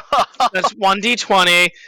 I think they need a nat 20 to hit it. They do, they yeah. have advantage because he's He's prone, yeah. okay. Let me. One. Okay. Okay. They don't. They don't. Whatever. I'm not going to attack him then because he's down. I feel like there's more important things. Did he fall onto his weapon? He did We not can fall all- into his- I He would have did. kind of like he yeeted it because it was hot. Yeah. I did see Callie attack. Callie attacked that guy, right? Correct. Yep. Then, seeing that and following in the footsteps of brave, powerful Callie, I will move there and attack that guy.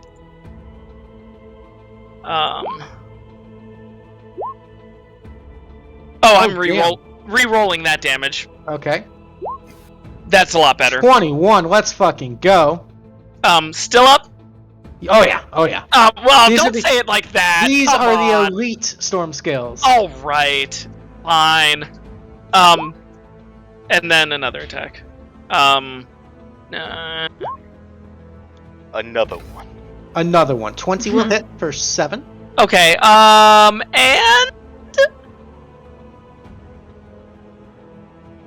sure, let's do a goading attack on that too. Why Okay. not? He's It's gonna just make it's fun that way. So it's a DC 16 Wisdom save. Gotcha. He does fail that. All right, and He's then noted. the glitter bomb.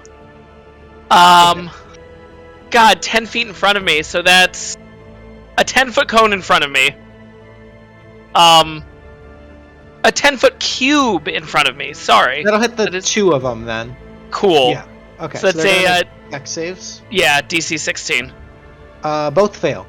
Okay, so they are glitter bombed, and everyone has advantage against them. Nice. And if there is anyone invisible, There's not. okay, cool. Not in And- that area. And that is my turn. Alrighty, that'll bring us to these guys. They are going to just turn and start, having the wall of fire there. You just hear all sorts of screams of horror as they're just going after civilians. Yep. Who put that wall of fire up? Marigold did. Oh, Separate us from the rest of it. It's fine. It's fine. No. It's fine. Now they They're scattered. I nameless. can't fuck them up. Yeah, so... Just fireball the whole group. Kill all of them. I could have casted an insect plague, which is 4d10, on every single one of them. It's But I didn't want to fine. kill all the civilians. It's fine. Nuclear option if we have to. Alrighty. Willow, you're up. I would like to scan the room for anybody doing sketchy shit. Who looks like they're like Snape whispering in the dance over here. You're gonna go set his cloak on fire? Yeah. He was doing good shit though. Okay, well, I'm trying to find the real one, not Snape, but that vibe. I Professor love Quirrell. that. I love that. You're trying to find Professor Quirrell. Got it. Oh Yeah. my god. Where's the squirrel? So this will be your full action. Yeah. Make a perception check. Big money, please. Decent money. Okay.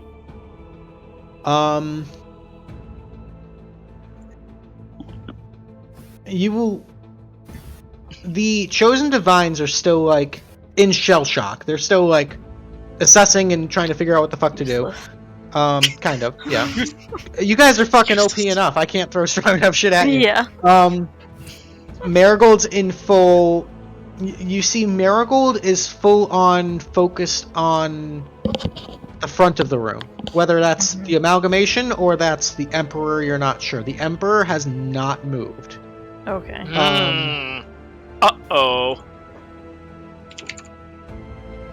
And then you got just a whole bunch. You don't see like any Professor Quirrell, like little wizard whispering spells or anything. You're not sure what exactly what. No twitchy fingers or anything? No, not really.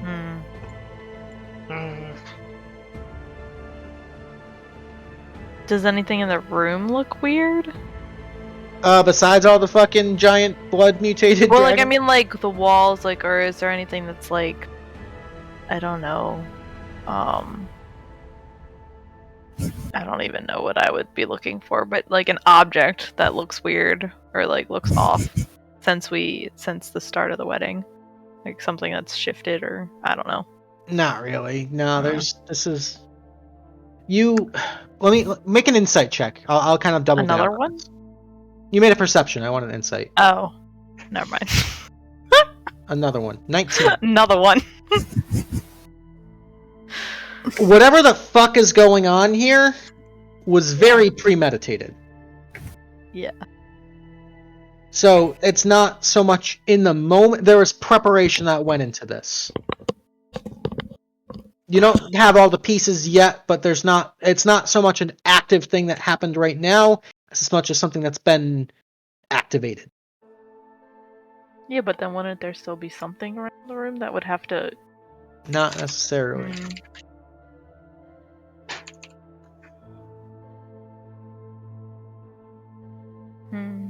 Alright, so that was your action. Any bonus action or movement?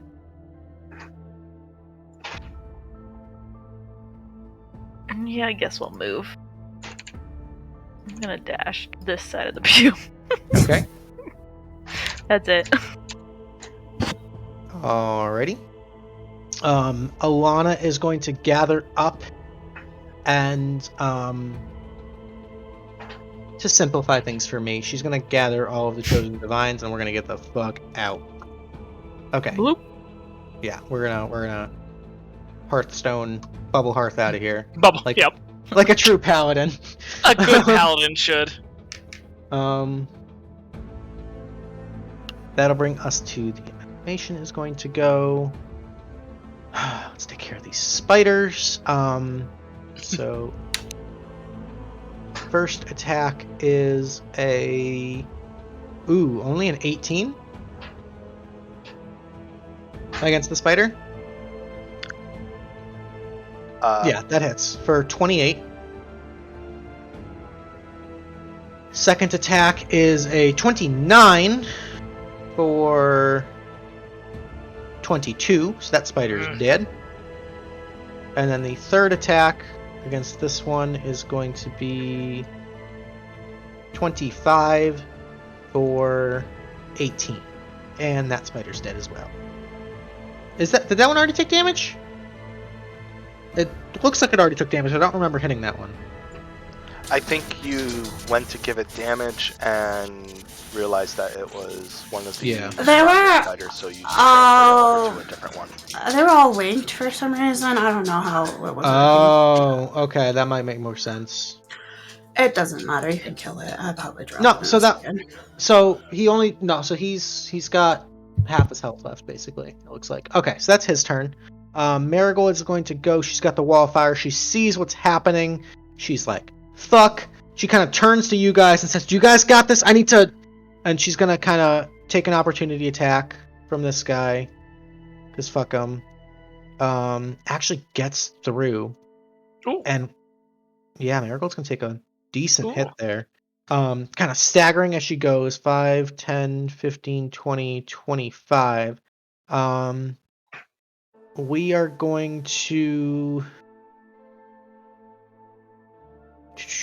Druid, save the day. Let's go.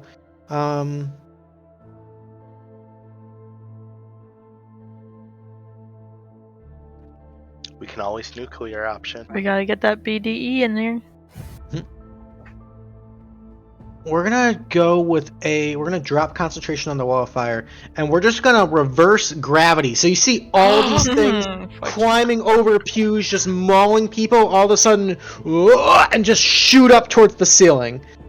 So with reverse gravity, 50-foot radius, 100-foot phi cylinder that aren't anchored to the ground, make a dexterity saving throw. To grab it onto a fixed object. So you see people like grabbing onto pews and everything, but for the most part, everyone here just flies up to the ceiling, and takes a pretty significant amount of bludgeoning damage. Probably about cathedral ceilings will say 60 feet, so 66. 25 damage on all these fuckers. But the civilians all were anchored.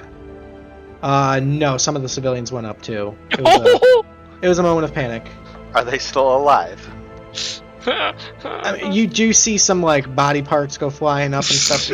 There's definitely been some fucking collateral damage here, but she's stalling for time. They were gonna die otherwise, so you kind of just accept it. Isn't this like all the like emissaries from like the Blood Fist people? They can It was deal a with panic, it. okay? Yeah. Alrighty. Just some collateral damage from emissaries, no big deal. Yeah, this is surely going to go over as a great PR thing. That'll bring us to Ciarenne. Okay, I forgot to have my spider attack last turn. Okay. Sorry.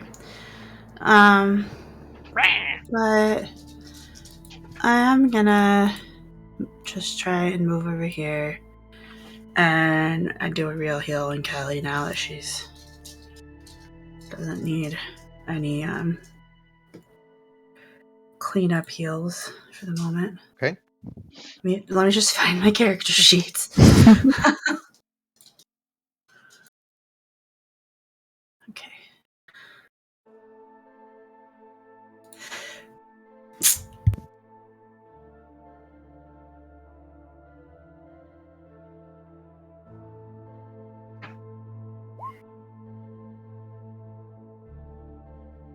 Alright, so 9 health back to Callie. That was not a very good heal. Not at all. No, it was not. Well. Callie's stuff shall be fine. Alright, let me, bonus action, put a inspiration. I can't remember what it's called. Bard buff. Bard buff on. I'll do Forge. That's Okay. his turn. And I moved a little bit, and I think I'm just gonna take like a step back after I heal her. Okay. And then not forget to bite with the spider since he's gonna die Okay. this turn. Yeah. Probably. Most likely. They've been useful, though. They're taking hits. Yeah. Extracting them. 7's gonna be a miss. Ooh. It's okay, he's literally just there to distract for a few turns while we get ourselves under control. Alrighty. So, let's return. Alright. Ready? Forge, you're up. Okay, bonus action. I'm going to cast Sanctuary on Ciarenne because she's doing mostly healing and buffs, so Okay. go ahead and give her a little extra protection. Nice. In case we all start kicking the can. Then, now that all those bad guys are up in the air and located in one spot, I can go ahead and... Insect Plague! So there I'm are gonna- civilians up there too. Marigold It's up to already you. hit those. Okay. So con Fine. save. As far as I'm concerned, they're dead. So that's a success on the behalf of the storm scales. Yeah, so go ahead, 18 points of damage. You managed to take out a couple of them.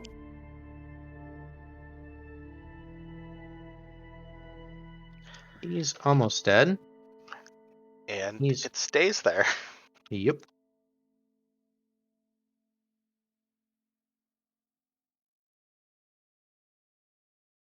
Alright. Sorry, just got a lot of tokens here.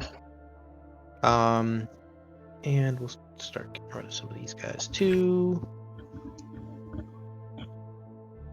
How big is Insect Plague? It is a 20-foot radius. Okay. So you can kind of focus it more on you do get some some collateral damage, but because the reverse gravity is bigger than the Insect Plague, you're able to kind of focus it mostly just on like this area and try not to hit some of the ones that were further away. Right, yeah. So yeah, okay, we're good. So that'll be And that. it's up you in have the ceiling, which is like... yeah, like up in the rafters there.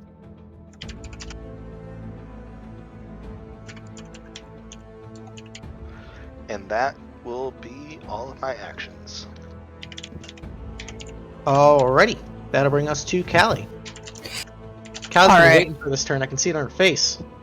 I will take an attack of opportunity, and I'll move here. Okay. He's going to attack there with a 20 to hit. I will use my tail and see if I can... You also get a +1 because of Ciarenne's buff. Yeah, so that gets me to a 21 with that, so that misses. Nice. I am going to lightning breath down the line. Nice. Yeah! Yeah. Starting Okay. on west in the forest, right? Callie! Yeah. Ignore the 2, that's rage, so should theoretically hit all 4 of them. Okay. So Weston takes one fail. Mhm. Yes! Yep, 'cause he Fuck can't you. dodge.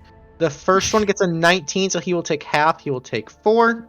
The second one fails, takes the full 7. And the last one fails, takes the full 7. Okay? Nice. And... bonus action... Nah, people are pretty inspired that typically need it, because Marigold and Willow were saving through people. No, I think we're good. That's my turn. Alrighty. Weston's on the ground. He's gonna make a death saving throw. That's one success. Ooh. The red blades here, I'm just gonna have them act on Weston. They're gonna fucking turn tail and run for it, and these guys are just gonna turn and maul them and just fucking. They only have 13 hit points, so these guys are both just as they turn to run, they just shred them to bits. Fuck the red blades. Cool. Maybe these guys weren't teamed with Weston. Oops. Alrighty, that'll bring us to Lucky Snaxx. I don't know if I should mention this. Did those guys team with Weston even get a turn? I'd never rolled initiative for them. Okay. Yeah, I never. They were just like, the fuck is going on? And then like, Okay. They weren't very good soldiers. they were decoration. They were decoration. Yeah. Okay. Yeah. Oh, you mean no, mean I mean these guys. Yeah, I'm They sorry. did Yeah. Not. I must have deleted the one with the token. You're right. I'm sorry. It's okay. Snaxx. They were at killed. They were at initiative 11. Okay. They are before you. Okay. No, we're the. Probably. I'm just gonna re-roll it. And we'll take their turn now, and then we'll Yeah, sorry, I meant the guys like next to us, not the Yeah. guys with. Yeah, I bet. They're at an 8, so. Aw, I wish they had rolled That high. works out. That's so okay. Okay. We're gonna go ahead and we'll take a turn with them now, and then I'll let you do your turns next. Okay, I appreciate that's the fine. honesty. Yeah. Okay. That's fine. Sorry, guys. No, you know what? Take your turn. They're gonna take their turns next. Okay. That's my bad. That's on me. Go for it. I will attack the one that's next to 4G boy. Okay.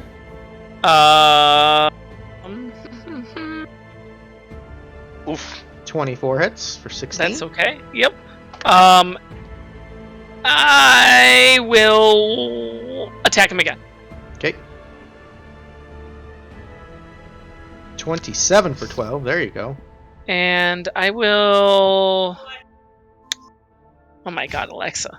Come on. I will use Yeah, I'll use goading attack again on that. Saving Or throw. no, I'm not going to. I'm sorry, I lied. I just lied to you. Stanky. I'm a terrible person. That's all I will do. That is my turn. Okay. Beautiful. All right. That'll bring us to the little guys who are stuck on the ceiling. Can they move from reverse gravity?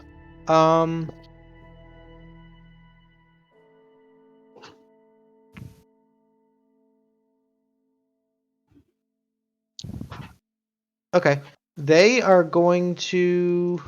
There's not very many left. We're gonna take out this one. We're gonna take out this one. Jesus. We're gonna move. We're gonna take out these two. And this one's gonna move and take out this one. Alright. So just on the ceiling, just blood and guts and bugs everywhere. At they're ending their turn in the insect swarm, though. Yep, so that's gonna be any creature Another- that ends their turn, it's 40-10. So let me roll Okay. that real quick. And they gotta make another save. Big damage. Nice. And they have to make a con 14. Alright, so they do succeed, so they're gonna take 14, but that's a kill there. That's a kill there. That's a kill there. That's a kill there. And wow, so you hear all these, you hear these like cries and screams up there, and it's hard to see because it's just like the gravity and the bugs and everything, and it just goes eerily quiet up there, and there's just like a few screams for help.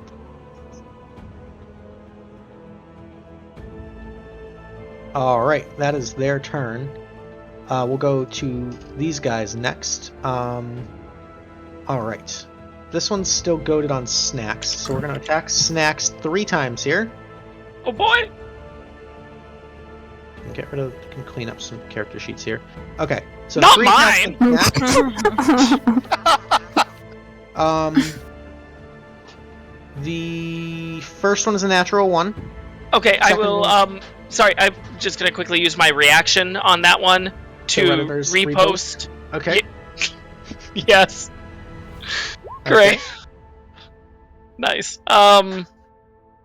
19 will hit for 10. Okay, and then I'll quickly use the because I get the Yeah. Oh, that's a fucking rock rub pot. Fucker. It's so classically kobold. I had to include it. 11. They Damn do it. not- yeah. I know it does not. Okay. All right. So the second attack was a natural 2, so that's a miss. Okay. And then the third attack is going to be a 25. I have 1 extra AC, but that's still not enough in All here. right, so that'll hit for 12. Plus, we're going to throw a thunderous smite on top of that. So I need a strength saving throw. Yeah, great. Why not? Oh. Okay, you succeed. So you're going to take an extra 4 points of thunder damage for a total of 16. Okay. That's not bad. That all goes from the temporary HP that we still have, Yeah. right? Correct. Okay. This one is going to also attack Snaxx because they have glaives. Ooh. Pokey action there. Oh boy. So 3 attacks against Snaxx. 16 miss. Nope. 22 Nope. miss, and an 18 is a miss. All right, we've got 3 attacks against Forge. 15's a miss. 23. Nope. And a 10 is a miss. Yep. All right, these ones are gonna go. This one's gonna move up and try to attack Ciarenne, but because of Sanctuary, it's gonna make a Wisdom saving throw. Succeed, so it'll attack Ciarenne 3 times. No. Ciarenne, that's a 14 to hit. That's a miss. A natural 1, and a 19 to hit on the last one. I think 19 Okay. hits Ciarenne. Yeah. Okay, that's 12 points of slashing. Okay. These ones are gonna move. This one's gonna move up and attack Callie 3 times. Callie, we got a 14's a miss, a 15's a miss, and a 15's a miss. Yep. And then this one's gonna move down and try to attack Willow. What? Uh-oh. What? What? What? Ooh, so Ciarenne loses concentration on the something. The spider. Or? No, Oh, the spider. Oh, that last one. Yep. Okay. All right, and then this last one is going to attack Willow 3 times. Is it? Does it have to be closer to me? No, he's got a 10 pokey feet. stick. Oh. Yeah. Okay. A 16 for 7. 16 hits. For 7, 23 will hit for 12, and 11 will miss. So that's 19 points, plus we're going to throw on a Thunderous Smite, so I need a Strength saving throw. Fucking bitch. Alright, so it's an extra Wizards are 7. great at that. Extra 7. She's in the aura, so we have advantage from the totem. You do have advantage on Strength saves, so that's a natural Oh. 20. Fuck yeah! Yeah! Instead of Willow. the extra 7, Good call. you're going to only take 3. With a tank. So extra that's 3, okay. 7 plus 12 is 19, plus 3 is 22 damage total. It's not too bad, not too bad. It was half my hit points, but yeah. And that'll bring us to Willow. Did you add in your temporary hit so- points as well? What temporary hit points? From Which- Marigold's Bear Totem. I Yeah. didn't. I missed that. I meant to ask about what the green 25 circle was temp. doing. 25 So, temp? It was Hold on. yeah, so give yourself back 25 health, basically. And it was, what was the total that I was supposed to take out? 22. Oh, So you get. So really you have 3 temp- cool. you have Okay. 3 temporary hit points, yeah. but Okay. a full health pool. Woo! He's And not a- a melee with, like, I mean, I know he can reach me, but I can't reach him, so can I, like, I don't have to disengage from him? You would. That's Because he can hit you stupid. as you're running away. I can't fucking hit him.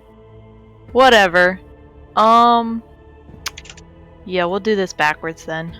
I'm gonna Thunderstep. Sorry, Marigold. Brace yourself. So I'll cast Thunderstep at 3rd level. Okay. she's And then gonna I'm gonna con boop. save. I'm gonna boop off 90 feet. Okay.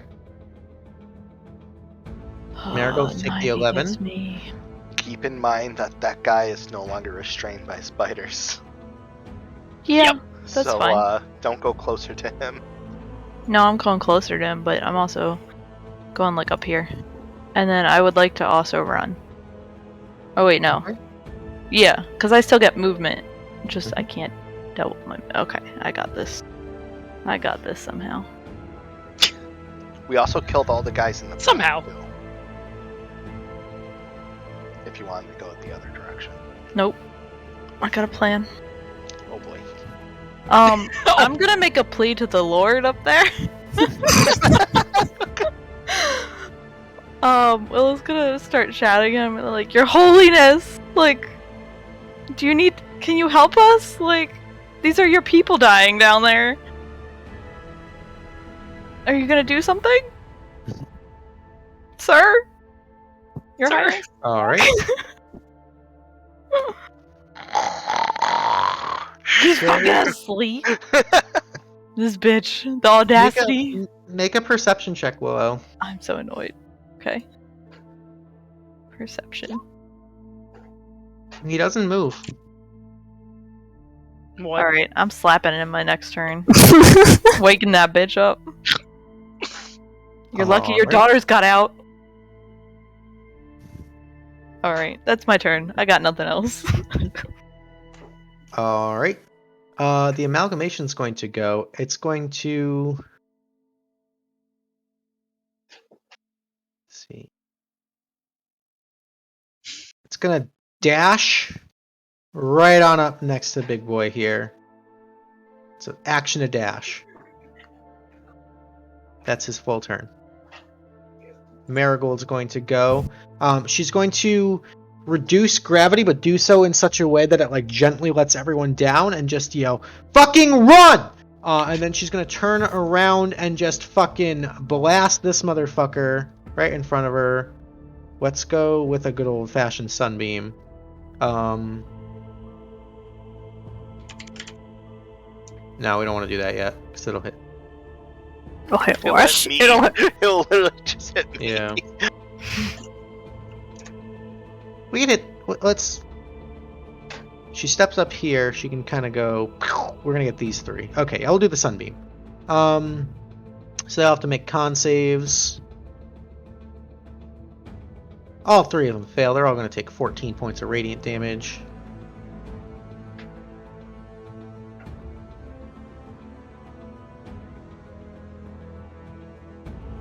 Okay.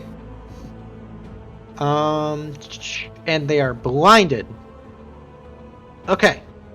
These guys are all blinded by the light. Blinded by the light. Okay. That's her turn. Bonus action, we'll throw a heal, a good old marigold heal at Callie. We'll do a second level. So that's 8 points back to Callie. Always appreciate it.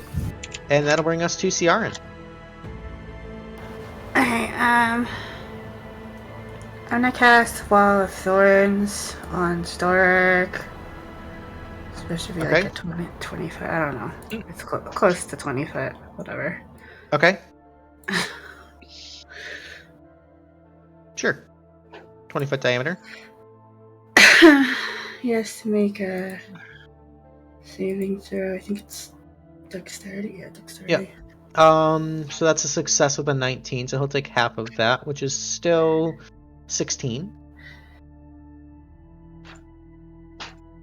Okay. He's rolled off, and so that's my turn.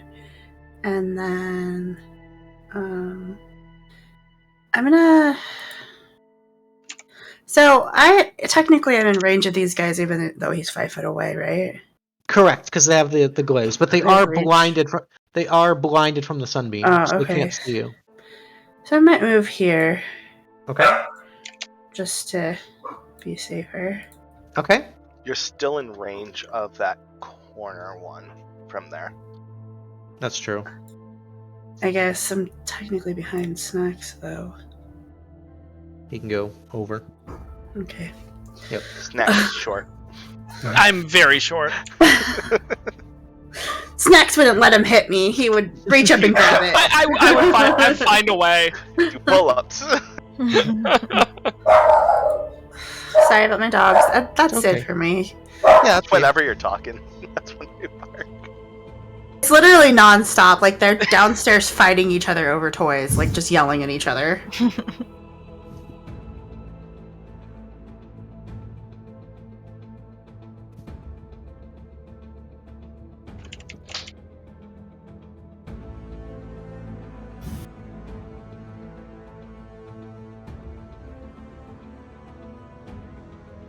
Alright, anything else, Ciarenne? Oh no, I said that was my turn. Sorry. Oh, sorry. Okay. That'll bring us to Forge. Is it a free action to switch weapons? Yeah, but you can only do it once per... Because I'm gonna drop concentration on the insect swarm since it's not doing anything. I'm Okay. gonna switch to my Mace of Disruption just because. Okay. And I am going to. One second, checking something real quick.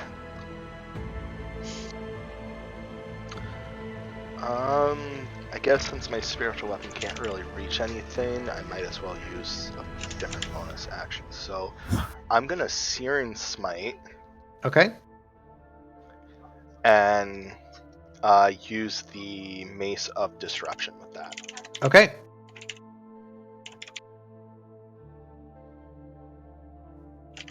$21 will hit. On the corner, the diagonal from me. This guy, okay. So that's 8 bludgeoning plus 10 of radiant. Well, that's only if they are undead or fiend. They are not undead or fiends, so it's going to take So it doesn't 8 get bludgeoning the. Yeah. Okay. So it only takes the 8 bludgeoning and then plus the 3 fire. Yep. Okay, cool. Alrighty. Anything else? Oh, it makes a Constitution save. Did it fail the Constitution save? Sorry. He succeeded. Then he only takes the 2 fire, Okay, so give him 1 health back. Okay, there we go. and that'll be it. Beautiful. That'll bring us to Callie. We're going after Weston. Okay. So it's at advantage because he's down, correct?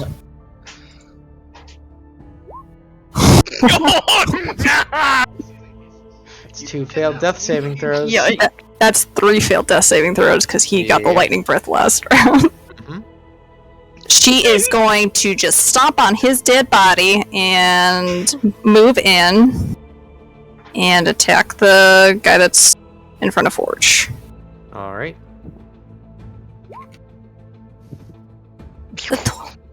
That'll hit for 15. And I will bonus action inspire Ciarenne. Okay. And that's what I got. Alrighty, Ciarenne gets a little boppity bop there. Okay. Weston's out. Snaxx, you're up. Surprising everyone, I will attack the one next to Callie. Alright. Oops, not what I meant to click on. Okay, I didn't click it. I'm good. Alright. And I will attack him again. I will Okay. attack him. If he's still up, he's still up. He's barely up. I'll attack him again. Ooh! 13 will miss. You have I inspo. have, I have inspo. She's only a d6 though. Alright! Hey, there we go. That's 15 and he's down. Nice. I will use my movement. Oh, I'm still in. You're still in his range. Oh, that's true. That's true. 10. Do I still get Ciarenne's aura if I move here? Yeah. Okay, I will move there. Okay. And that the ones with the no or the no on them, they're blinded. Correct. Okay, then yes, I will move here, and that is my turn.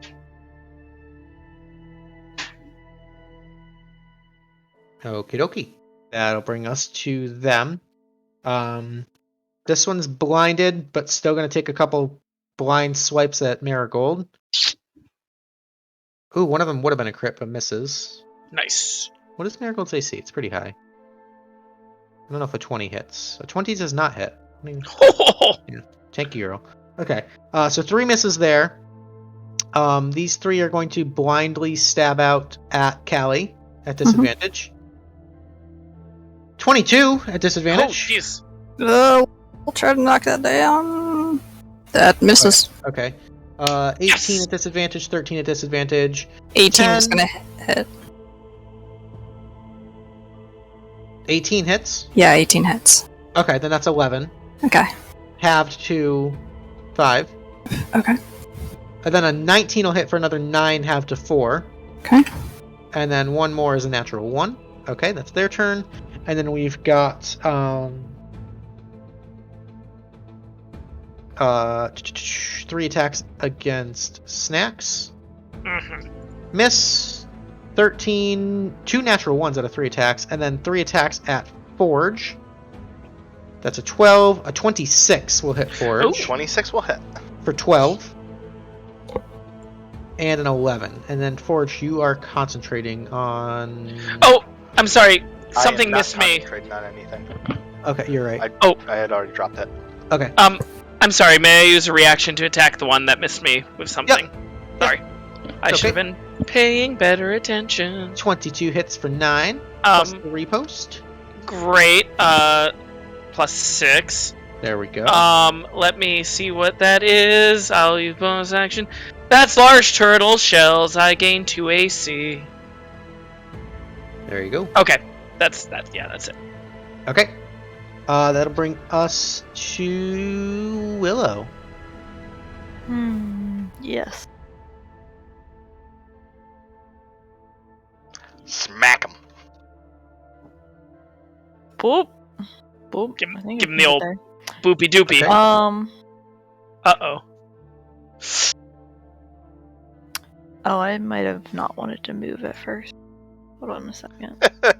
Well, it was I might nice have done knowing movement you. at first. Yeah. Maybe the wall Yeah. of thorns will protect you. Hold on. Where was I? I was next to this pillar. I'm gonna not move right away. I do Okay. want to move, but But first, but first, we're gonna cast Tasha's Mind Whip at the big guy. okay, he's got to make what kind of save? I don't. What's it say there? Intelligence save. Can That one. you see him He over doesn't seem very intelligent. the wall of thorns?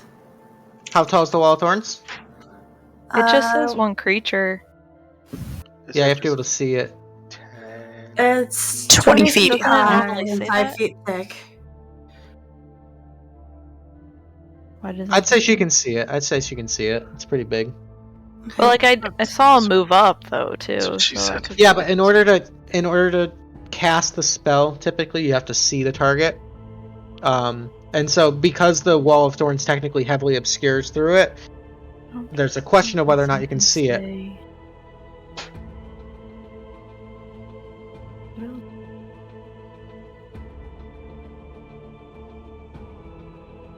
It'll say one creature you can see.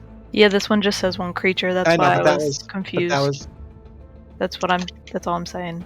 Is that was Yeah. odd that that one didn't distinguish. it- But it- anyway, if it that's if my not, bad. that's fine. I can Well, sit. no, say figure just something one else sec. out. It's my fault because I lazily copied and pasted that one into your spellbook because it's not in the compendium. But if you look at the actual description of the spell, it says one creature you can see. So that's my bad that I have the incorrect information there. Hmm. How big is this So creature? can I write I will on that? I will say though, because it's fucking huge, you can still see it. So if you want to cast the Mind Whip on it, we can let that happen. Hmm. He's a big boy. Yeah, I guess so. Okay, so he's gonna With he it. fails the intelligence save. Not That's really. so he's gonna take the 5 points of psychic, and he cannot take reactions, and he gets either a move, an attack, or a bonus action, and only one of the 3. Okay, Then I'm gonna move up and free action slap the guy. all right. I'm just gonna give him a little like So wake up, man. Willow, as you go to slap the Holy Emperor Graydon of Dios, your hands passes through his face. Yeah, it does. What the fuck? Yeah, it Oh. does. Fucking knew it. God damn. Fucking Yup. ghost boy. Daddy's not even home. God fucking damn it. Don't wake Daddy. Parker Brothers. Do you have any movement to get away? Nope. It was Rip. my full movement to go up there. That's why I was doing it last, because Tasha's is 90-something range, so I didn't want to be too close. Hey, yibinya, I'ma die, that's fine. Okay, that's all I got. Nice knowing you. Alright, on his turn, he's going to move through the wall of thorns, so he will take the full damage.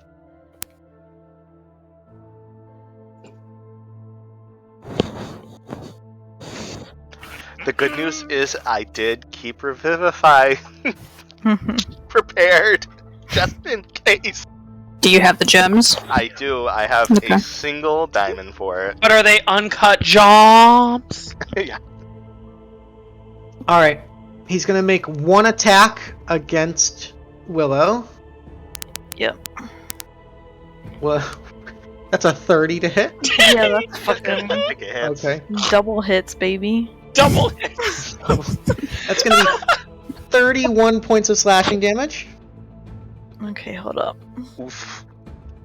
2 and then 3. Making me do math. How do you think I feel? I have like fucking 40 tokens. Okay. I love D&D Beyond, and I can just hit the button and go, yep, calculate that for me. Okay. Well, I had to take out the temporary hit points, so it was like... Yeah. I had fucking 3. Okay. Wait, so he's pretty big. He moved through the wall of thorns, but he's still got to be in it, right? Yeah, he's still in it.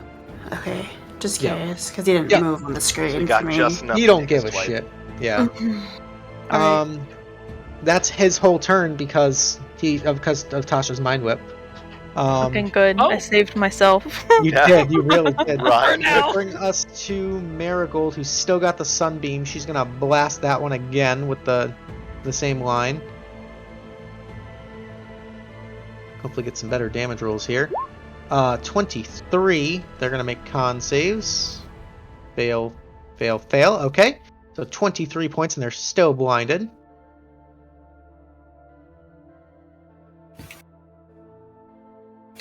Chipping away at these bad boys. Okay, that'll bring us to Ciarenne.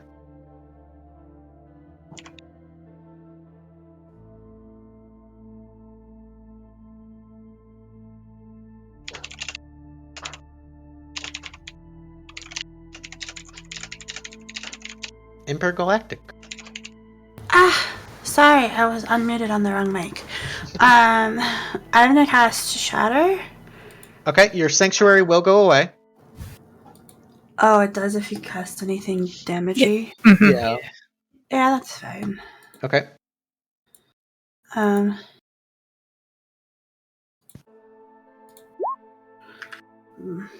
Anyways, I'm gonna cast it like.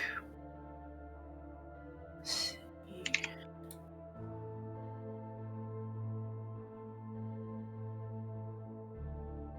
Sorry, let me just make a point real fast. A 10-foot radius, so. Yeah, like. To here. Okay, just to hit these two. Yeah, I don't want to hit I don't- Snaxx. Yeah, I don't think there's a way you can hit all three without hitting Snaxx. Yeah, So we'll just get so these two like then. Right here. Okay, so they are gonna Although make. technically that guy's 10 feet from there. Oh yeah, let's do that. Okay, let's get all three. Snaxx is also 10 feet from there. Yeah. It's a Snaxx, make a con save. Yeah, it's fine. I'm good. Good. Nice. Don't One worry of about it. the first one succeeds, but the other two fail. So the first one takes 8, Look at that. Nice. takes 16. So 8. That's easy. Easy money. All right, big damage, big damage.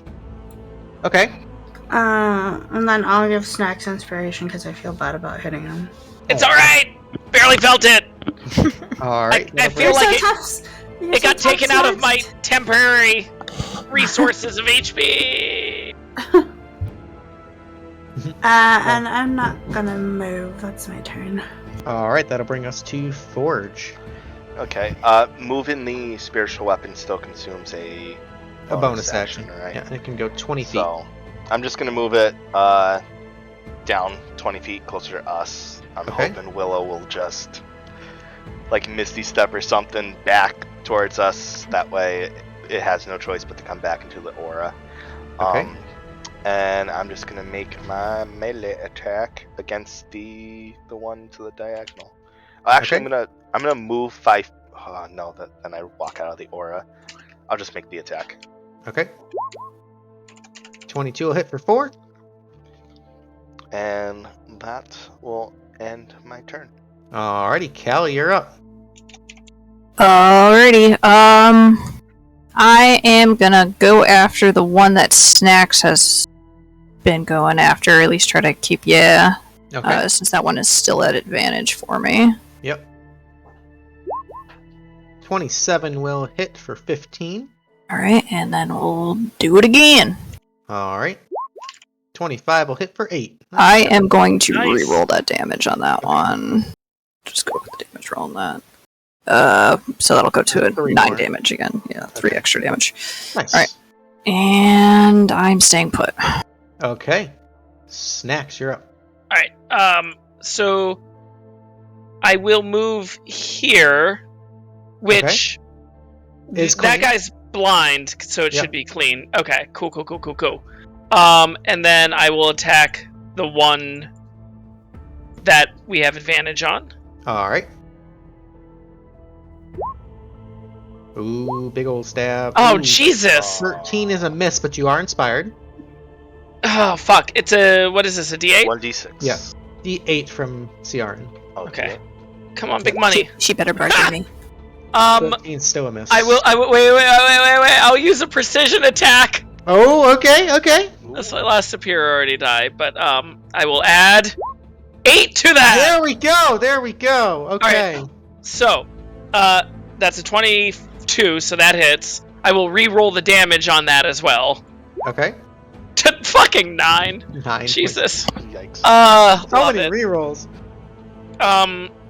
What's 8? Pervy flying stick of returning. Great. I love Snax's turn. All right. This is a good one too. You've got a line Yeah. here. So, I think the best one is to go at this guy, Yep. because then And it will it'll- come back and hit one of those two, whichever Yeah. one you. Yeah. Okay. Okay. So it'll be a normal roll against him because it's advantage but disadvantage. Yep. Oh my god. Okay. Let's just roll. It's a D8, I think, for damage. Uh-huh. Cool. So That hits. So 12 bludgeoning, Yep. and then I don't think I've actually got to roll on it coming back yet. No, This is really exciting. It's just another attack coming back, right? Yep. Cool. So then it'll go against this guy. Is this Okay. at just a normal roll That'd too? be Or a normal roll, yeah. Okay. Yep. Because I'm not like it's just coming. Yep. 24 for 9. Hey, all right. All right. Let's go. Cool. And was that my Has- first? That was my first attack, right? Yep. I'm sorry. It's okay. I love it. I'll attack the advantage guy with my second attack. The weird kobold stabby thing is just the clunkiest magic item ever. And for I love it. I love it does- so much. Does 17 hit? 17's just barely a miss. Ah, shit! I have nothing else to add to Oh, that. That's God. it. Okay. All right. That's it. All right. 6 attacks at Callie at disadvantage. Let's fucking go. 10, 16, 19. 19, I'll try to knock that one down. Okay. That still hits. Okay, so 14 might have the 7. Okay. 26 is at disadvantage. Yeah. That's another 7. Okay. 12 and an 18. The 18 is... Well, you know what? Fuck it. I will use one of my rages to get my reaction back, and I will knock it down, and it automatically won't hit that Okay. last one. Oh, Okay. what? Yeah, it's part of the Bestie Bangles. I can use either Rage or Inspiration to gain another reaction on my turn. That's neat. I forgot about that. Okay. Alright, so that's 14 Alright. damage total on me at that turn. Yep. Okay. Okay, 3 blind attacks against Marigold. That's a hit, and a miss, and a miss. But 5 points of slashing on Marigold. And then we've got 3 on Forge and 3 on Snaxx. So on Forge, Oop. 25 Meets it, beats it. for 5, a miss, and a 23. 23's not hit. Damn. Okay, tanky boy. And against With Snaxx. the aura, I get the +1 as well, so Yep. that's 25. All right, Damn. 18 against Snaxx. Nope. It's a miss. 16 and a 22. No. Damn, that aura. Okay. 23 Oh, is no. it without the aura? Oh, because your turtle shells. No, just because it's 23. Damn. Okay. That'll bring us to Willow. I have a couple thoughts here. Sure, what are your thoughts? Well, one I only have 1/3 level slot left. So I Get could either away. Thunderstep out of there, or I could cast Fireball, or I could use the Codex and cast Blink, which could be fun, because I never use that.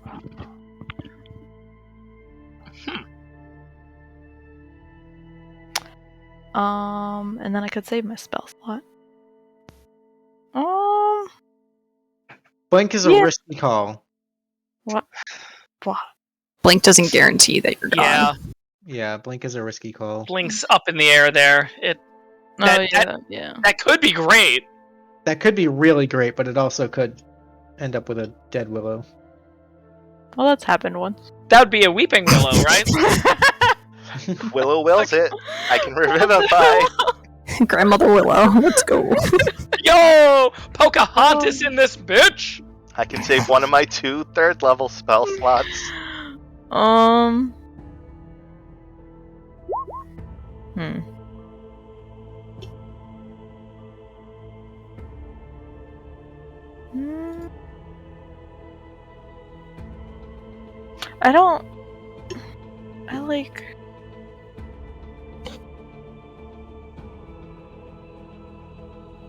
Is there a way to stop this, or is it just like we gotta kill everybody? It's up to you. That's why, I sort of. I mean, you tried the Dispel Magic and it didn't seem like it took, But so... it seemed like Did anyone prepare? I don't know, the way detect he- magic. flavored that. It felt like we could do something else, maybe. Oh, I'm sorry if that misled you. But- Okay. Viewers Well- live. I don't see it on my screen, Wee Woo. I'm gonna just double Not that cast totally Fireball. Fuck it. It's there. Let me refresh. I don't see it either. Because we can do I see it. 20 No, okay, feet, now I like see it. over here. Okay, Gotta you just want to fucking smoke this guy? We're gonna double Fireball him, yeah. Because he's Okay. too close and too big. Okay, go ahead and let it rip. Oh, let's see. 1. And then Susan. Okay. Susans are always lower. That weak bitch. No. Fails the first one, succeeds on the second one. So 31 and half another 12. Okay, so some pretty serious damage there. And then I'm gonna pop a greater healing as a bonus action. Quick Okay. question: does What's the mind whip? Is it until Whip. its next turn? It can't take that reaction, or is it her next turn? On its next. Oh wait. Oh, it's up The here. end of its next turn. On its Which it- next it's turn. already it had. must Oh, it give already you- ended. It's already had, yeah. Yeah. Tasha's Mind Whip is done. Is it greater 2D? 4d4 plus 4. 40. Oh, yeah. 16. Oh, There you go. good one.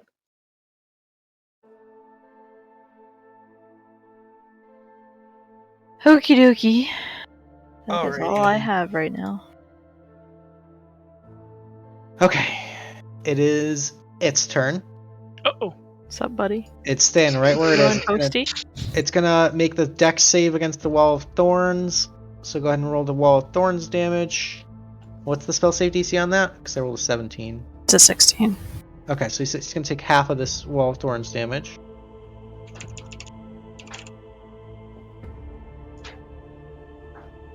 Whenever that comes up, we'll deal with it. 3 attacks against Willow. Bring it on, big boy.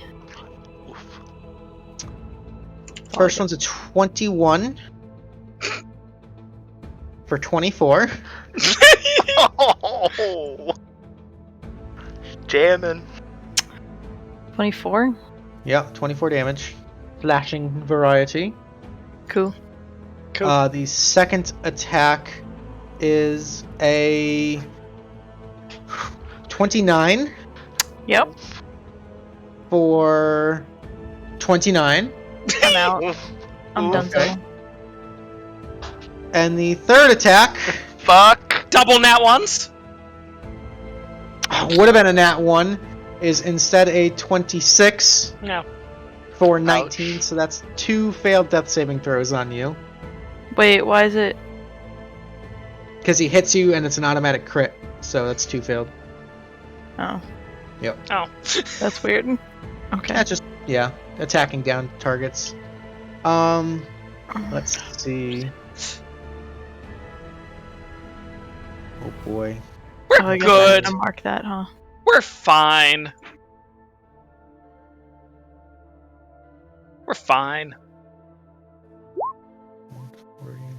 Just make sure when you describe her dying, you don't, like, remove a limb, because Revivify doesn't restore limbs.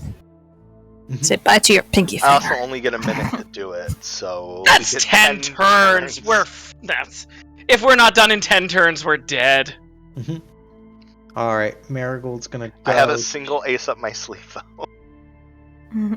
Yeah, well, Ace High doesn't do much, man. Well, he'll might give us a chance to get away. That's about it.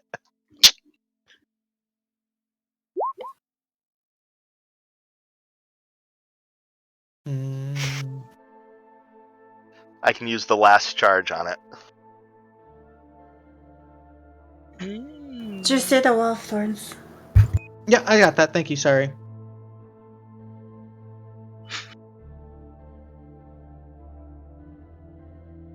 Sorry, just looking at Marigold stuff. There's not much to look at. Fucking level 20 druids can't do shit. I know, right? They don't have the most expansive spell list in the game. No, big that's deal. nothing. Easy Um, peasy.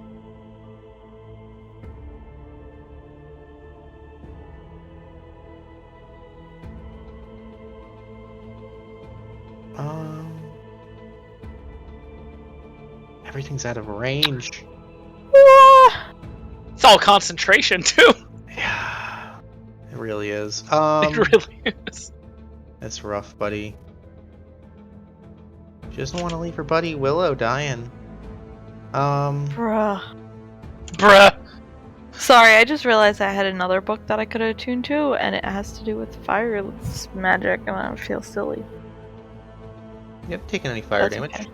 No, I'm talking about. Sorry, ignore me. I'm Okay. just reading through things I forgot I had. Okay. We're going to deal with the immediate problem. We're gonna do another sunbeam because we're concentrating on that.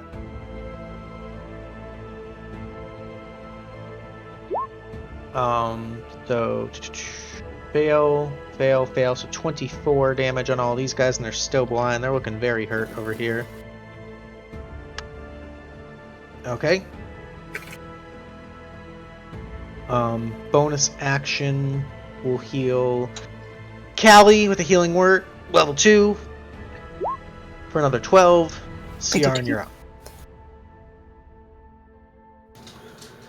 Okay, Why am I... Jesus. Jesus Sorry. can't help you here. He's not one of the 8 gods. Alright, I'm gonna action dash 60 feet. Okay. Action dash. Has Ciarenne attacked at all, by the way? Yeah, she I casts. lost it. Yeah. And then I'm gonna cast Healing Word on. Oh, let's go. Nice. Yep. And clean.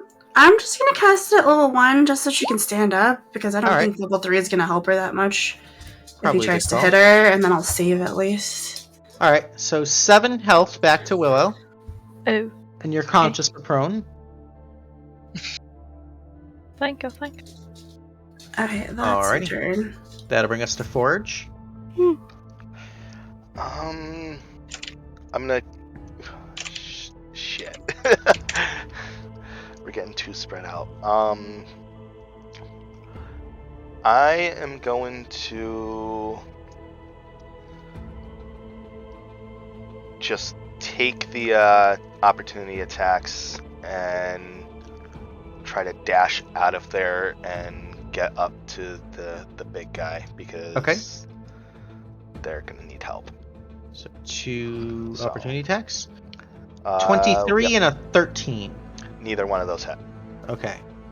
5, 10, 15, 20, 25, 30, 5, 10, 15, 20, 25, 30, and that's action, bonus action. Okay. That's all I got, boss. Alrighty, a noble move. That'll bring us to Callie. Which one is looking the worst? Since I've got 3 of them in range at this point. The one that is got the fairy fire on it. All right, we're going after that boy then.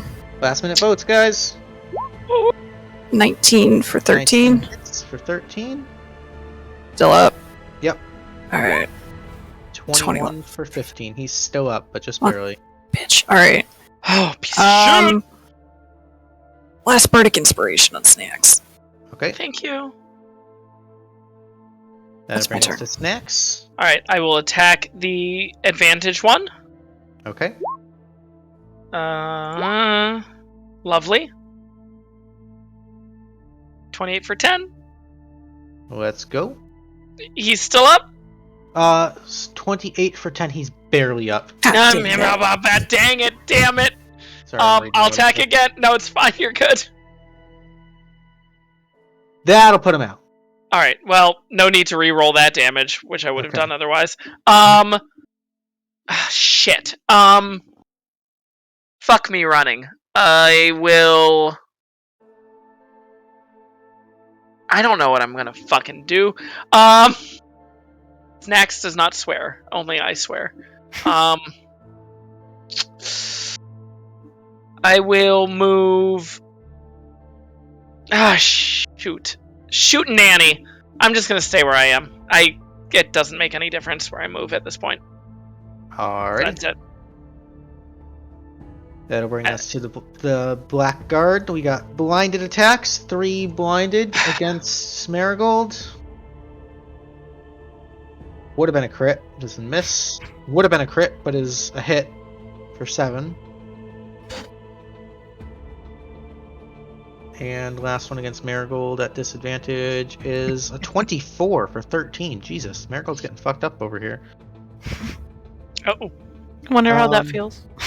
6 attacks against Callie at disadvantage. I hope we can find a powerful druid to help.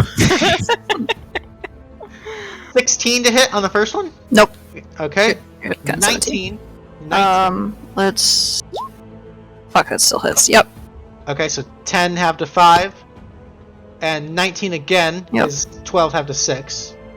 Okay. 3 more attacks. 14, 17 17 hits. for another 6. And 12 is a miss. Okay. Okay. And then we've got 3 attacks against Snaxx. Snaxx got a 24 for 11. Ooh, yeah. Okay. We've got a 13 as a miss. And a crit for 9. Oh, for 9? For 9, yeah. Shitty crit Oh. roll. Okay, cool. Alrighty.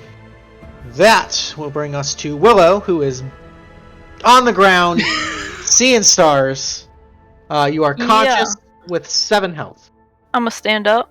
Okay, half your movement to stand up. I'm gonna cast Gust of Wind, which prompts a strength saving throw, which, if I read this right, my staff, whenever I cast a damaging spell that prompts a strength or con saving throw, I may choose to gain health equal to half the damage done by the spell.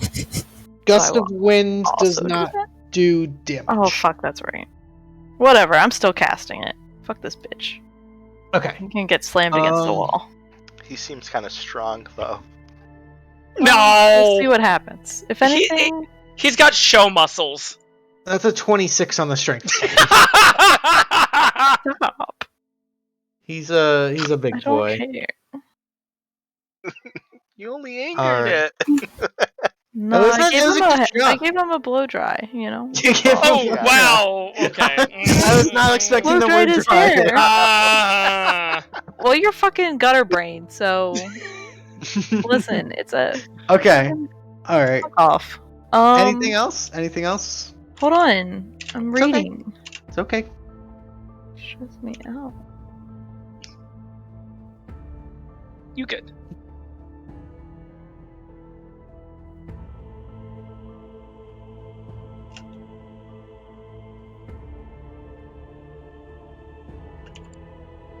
Cause doesn't he still have to do that, like, if he wants to move?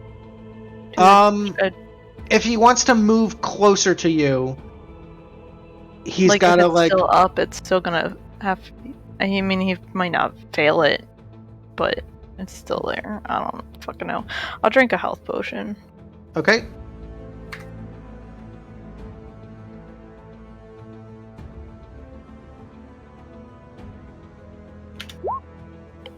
Alright, 7 health back. Alright, anything else? Then...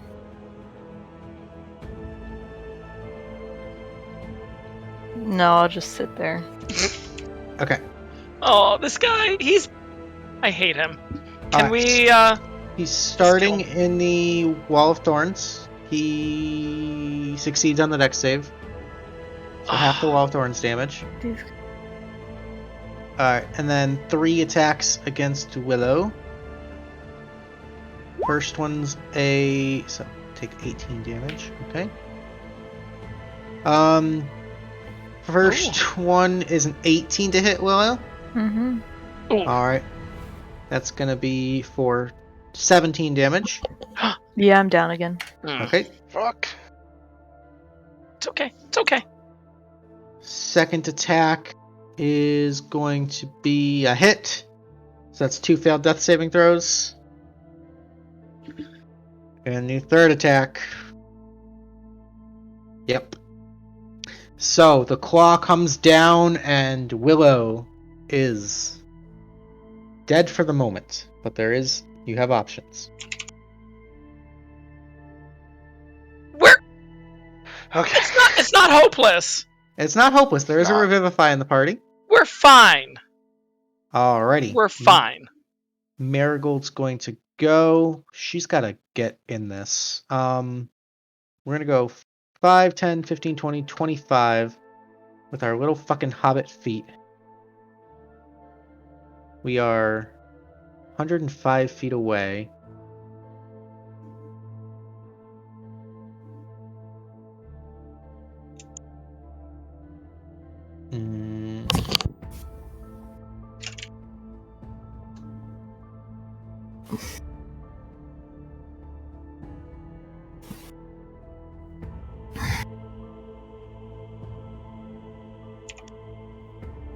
I could do something really fucked up.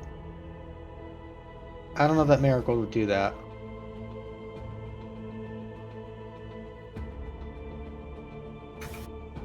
But we're gonna do it. Sam, what do you have for spell slots left? What is fucked up?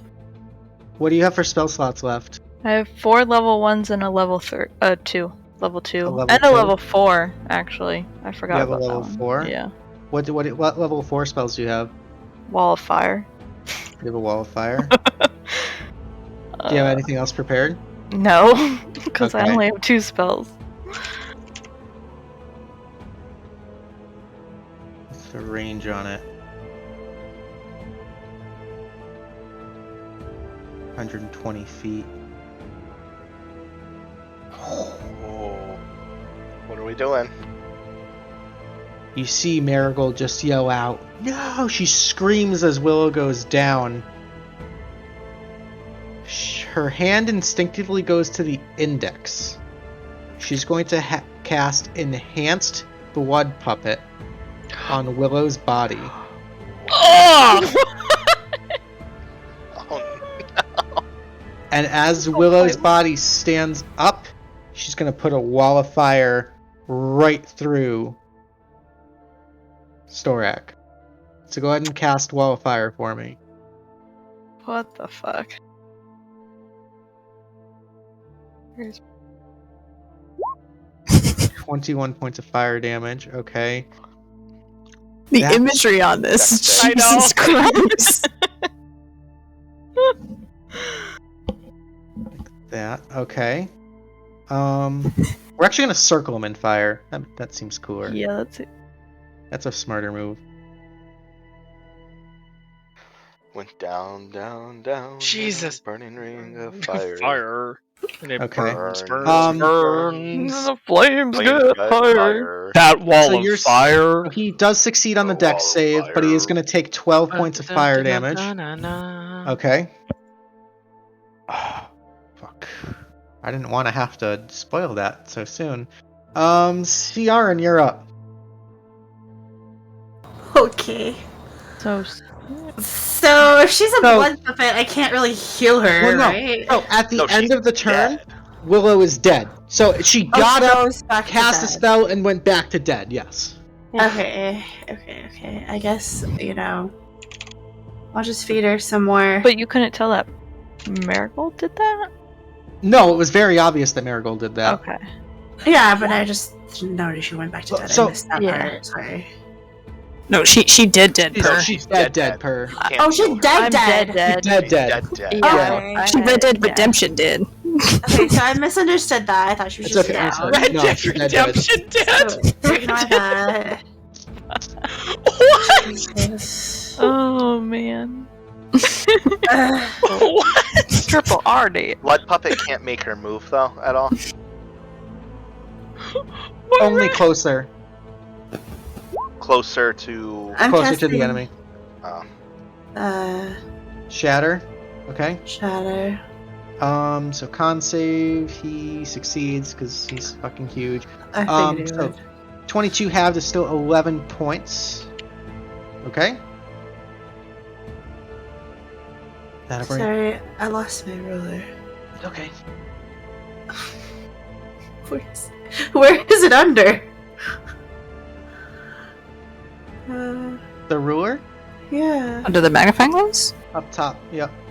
It's like your third Uh. cooldown or fourth cooldown. If I click on the magnifying lens, it just gives me all the percentages. No. Whatever. Under that. The one under that. It Oh, looks like it's- a comb now for some reason. No, it's like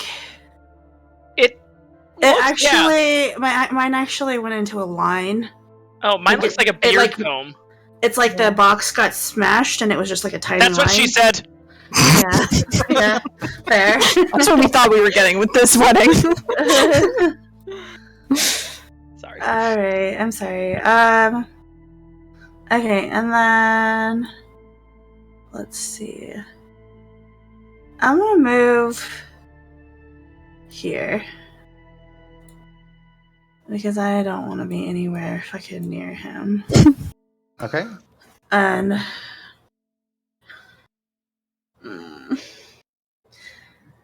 let's see, Forge has my inspiration. Yep. I'll give it to Callie. Okay, you're within 60 feet. Yeah, I think so. Just barely. Okay. Yeah. Because it was 110 and I moved Yep. up 60, so. Beautiful. Alrighty. That'll bring us to Forge. Okay. The situation's fucked. So, how does heavily obscured work? Heavily obscured. D&D 5e. I'm pretty sure it works as like an area blindness, right? Pretty much, yeah. Darkness, What's- opaque fog, yeah. So would it just be disadvantage on attacks inside of the heavily obscured? Correct. Okay, well, I'm going to give myself every shot to get this done. I'm going to cast Sanctuary on myself. Okay. And then from there, I'm going to move my 30 feet. Okay.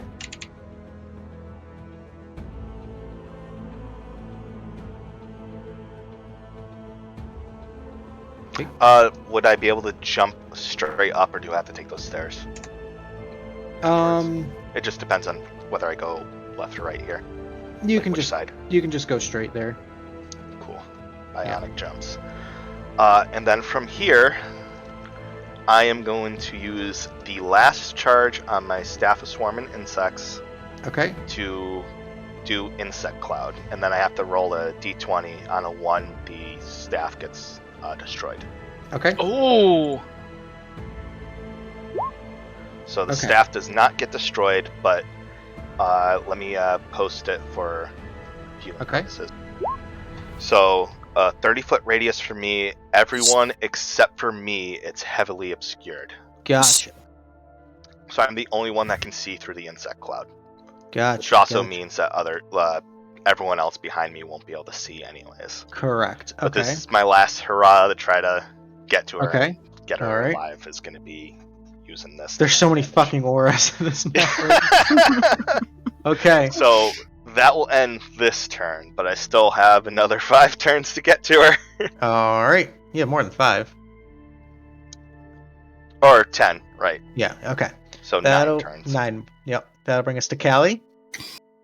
All right. We're moving on, I guess, to the next. Those Actually- guys are both the same. They're both the same. I am going to move in and help Snaxx then. I'm going to stand over the dead one. I don't know if you want to move that token. Yeah. Thanks.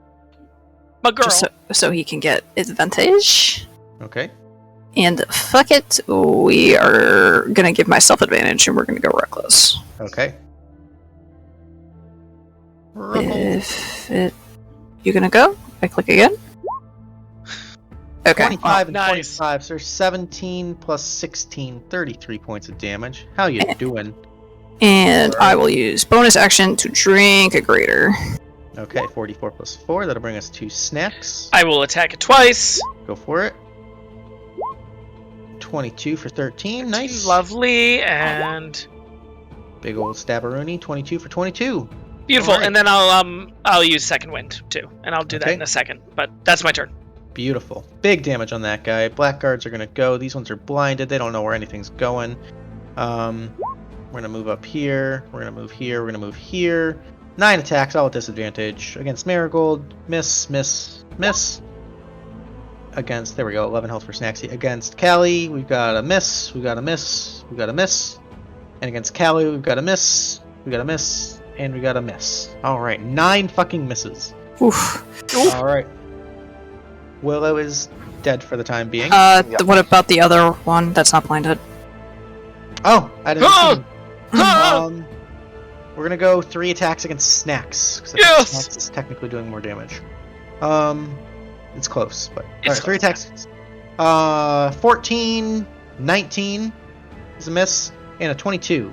Miss. Alright, miss. I will use my bonus action since he was attacked to attack Oh, because the Sentinel, yeah. the Sentinel. That's a 15 That's or not- 11. that's- That's a miss. Yeah. Oh, Oh wait. Oh Wait, yeah, wait, yeah, wait, yeah, wait. yeah, yeah. 18. 18 just hits. Yeah. 13, that's a fucking kill, baby. That's a kill, baby. Let's fucking go. Alright. Okay. Okay. We gotta make a save against the Wall of Fire and the Wall of Thorns. So, Willow, do you want to cast Wall of Fire for me real quick? And Ciarenne, you want to Wait. cast... Why am I casting it again? Because your spell is Is it still up. still up? Okay. Oh. Okay. Do you not drop concentration when you're dead? Yeah, That's true. Yeah, you're right. Okay. What, That's fair. But That's didn't fair. It was didn't there the, for a hot second. did the That's spell an get impressive cast? concentration. Yeah. Well, did the spell get cast when she was dead though? Yes. It Yes. did. Yeah, Marigold used Oh, me but as a puppet. is it only Yeah. a turn Used my she gets it magic. for Yeah. though? Yeah. Yeah. Oh. So I wonder if okay. I had done more, would have done more damage with that 4th level burning hands, but. Oh well. Save. I don't know, man. Maybe. Fails the dex save, so takes 31 points of damage. It is starting to look pretty beat up here. Starting. Okay. Well, It's Starting. gonna move. We're so good. It's gonna move 10 feet closer to closer it to doesn't Ford. know where I am though. It can hear you. How can it hear me? Aren't you metal? But it's walking through the wall of thorns, so it's only got. Alright, that'll bring us to Marigold. Didn't need that sass, okay? Yeah. Sorry.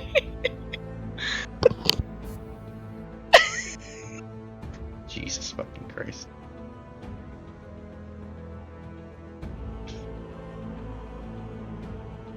Marigold's just gonna cast a firestorm. Just a firestorm. Yeah, we're just gonna fucking light it up on these guys. It's a hot mess in here. It's fine. Yeah, just. I'll be right Alright, they gotta make dex saves. Fail and a fail. They're both gonna take 39 points. This one's dead. This one's almost dead. This one's almost dead. Alright. Ciarenne, you're up. Okay, I am gonna cast a 4th level shatter, like right here, Okay. just to try and do some damage. So that's 27. Natural 1 on the con save. Nice. Yeah. Oh, can I not do that because I can't see through the bugs? You cannot see. You can't see through the bugs. Unless they're not tall enough that I could see its head. No, still. it's No, you don't have to a cast. You spirit. can cast it on a point. You don't have to cast it Yeah. on. All you right, can so I just- can yeah, you see can- here. yeah, you can Okay. just- Yep. So he natural 1 there. So he's gonna take the full 27. Okay. Okay.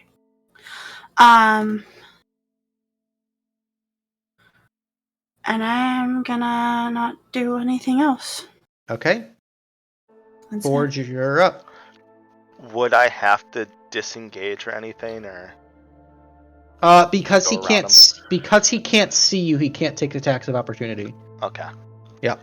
So I am going to run around this dude. Let me just measure out everything. 5, 10. Yeah. So I'm gonna get there. And Okay. the swarm moves with me, so that's Yep. good. I need to do something about him though, because he's just gonna keep coming and like she can't die again. I only have 1 charge.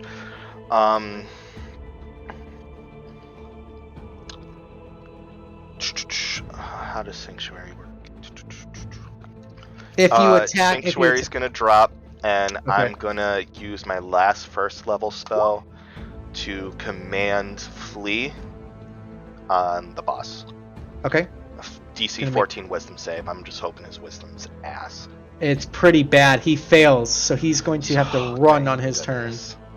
All right.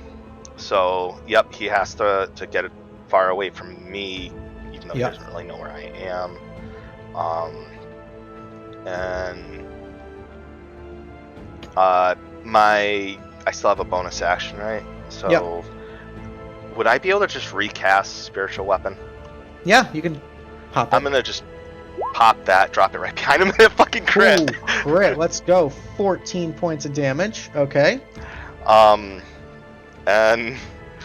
yeah, I'm down to 2 level 3 slots. So Okay. next turn. All right, that'll bring us to Callie. All right. We're gonna keep on poking. 22 for 17. That's a good hit there. He's looking very hurt. Alright, and we'll do another one.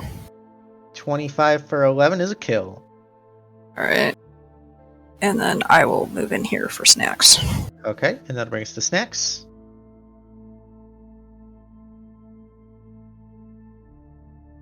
Oh, you're muted still. There we go. I'm gonna attack it twice. Let's go. 24 for 8. I'll re-roll that. Okay. For 15 for 15, so, right? Yeah, 15. Yep. Yeah. Thank you. Okay. And then attack it again. Okay. For 8. One for another 8. Still up, but just Great. barely. I will use a bonus action to drink a potion, and then that'll Okay. be my turn. Beautiful. Blackguard's turn.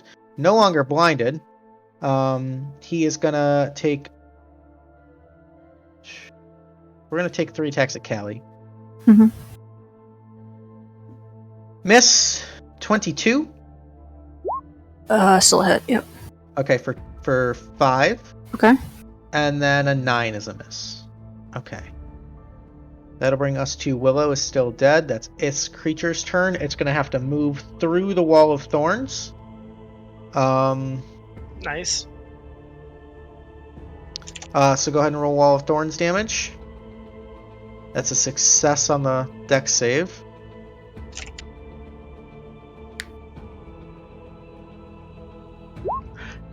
Okay, You guys so just see this 18 fucker points of coming damage. out of the bugs. Yeah, oh my god. Oh, okay. that's so scary. And then he's going to action dash because he has to flee. Ah! Mhm. Ah! Okay. Alrighty. That'll bring us to Marigold. Marigold's going to move 5, 10, 15, 20, 25. And we are out of 7th levels. We're out of 8th levels.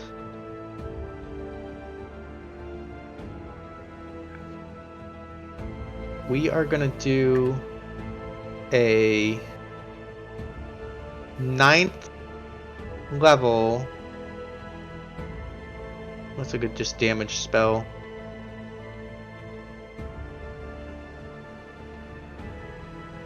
What's just a good...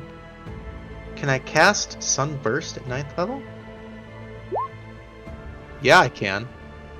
Let's do that. Oh shit! That can blind. Oh shit! Alright, he's got to make a con save. He's pretty. Fails. Oh. Yeah.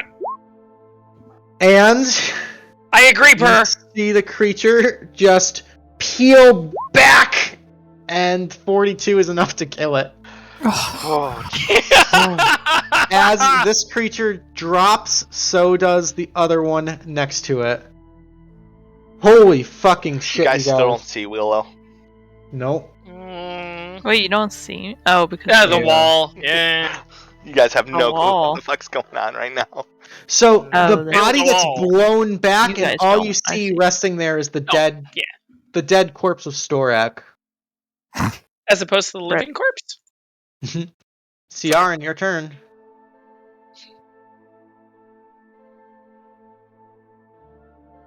I guess we're still in initiative. I mean, there's no threats that can be seen. That can be that seen. can be seen. Don't say it like scare us. that.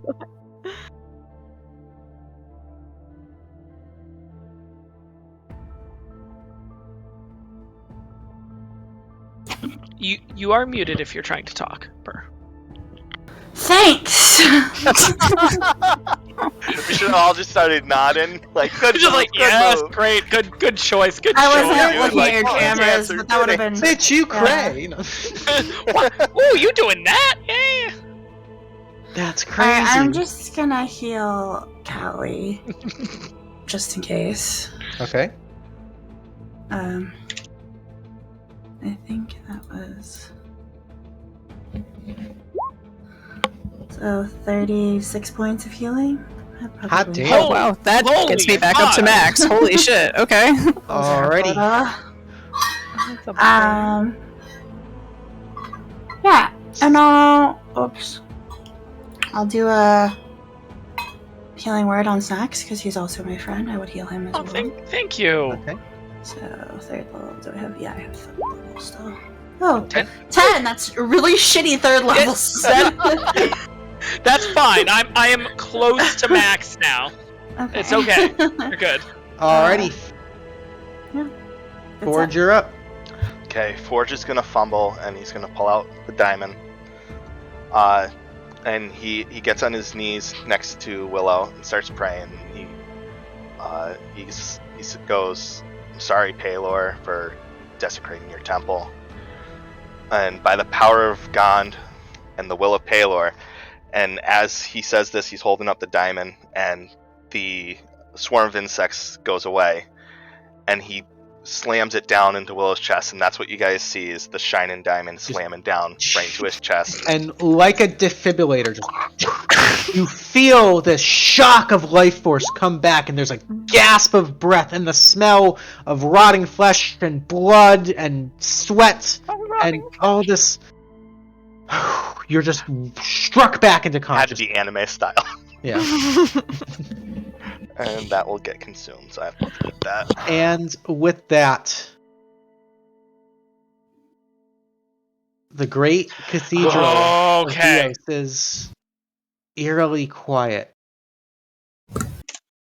There's still a few beautiful golden fires burning. There's flowers clinging to the walls, half scorched. Body parts, limbs, blood everywhere. You guys are battered, bruised, beaten. Some past the point of death and back. Marigold Forge is at standing full there, health with some extra. sobbing. Makeup running down her eyes. What was that about health? Most of you guys are topped off now, actually. We're pretty close. Yeah. I never went below full health. She stands there just looking at the chaos around you. What the fuck happened? This was supposed to be a nice day.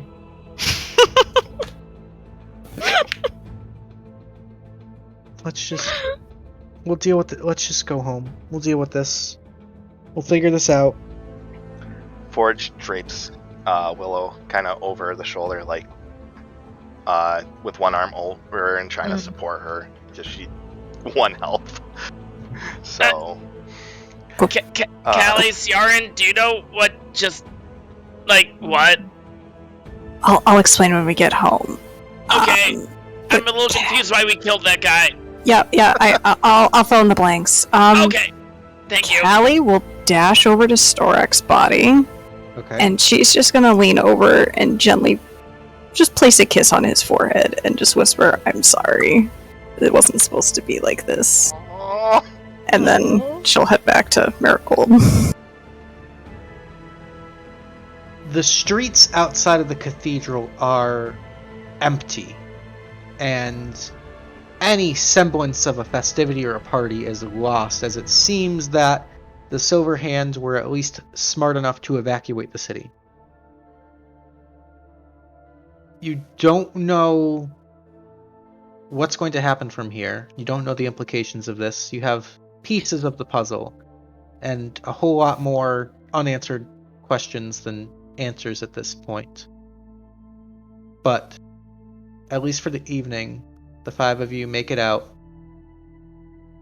head back to the tree in the center of this beautiful marble courtyard where Marigold, exhaustedly with her 6th level spell slot that she saved, unzips the tree and brings you back home.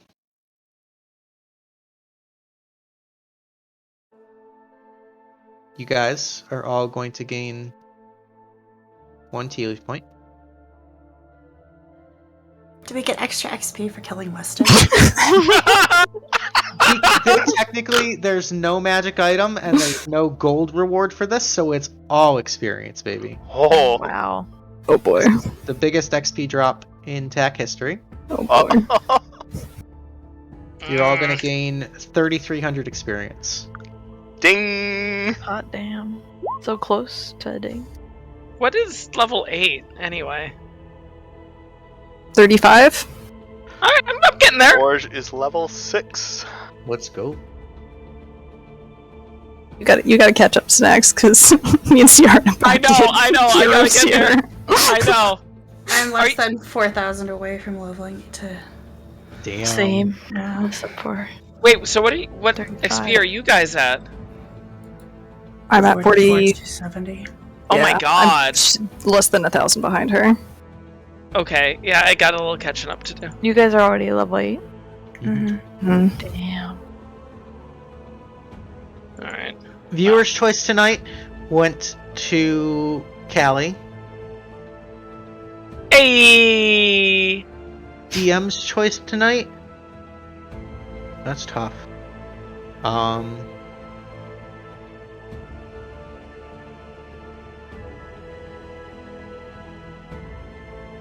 gonna give DM's choice tonight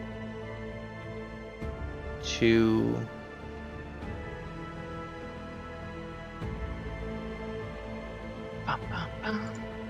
I'm gonna give it to Willow because I like the way you were thinking and trying. You were playing, I think, not that no one else was playing their characters truly, because you all did so amazingly, but I think Willow's aptitude for uncovering fuckery, that was your main focus throughout the entire fight. And just looking for clues, experimenting, trying to figure things out.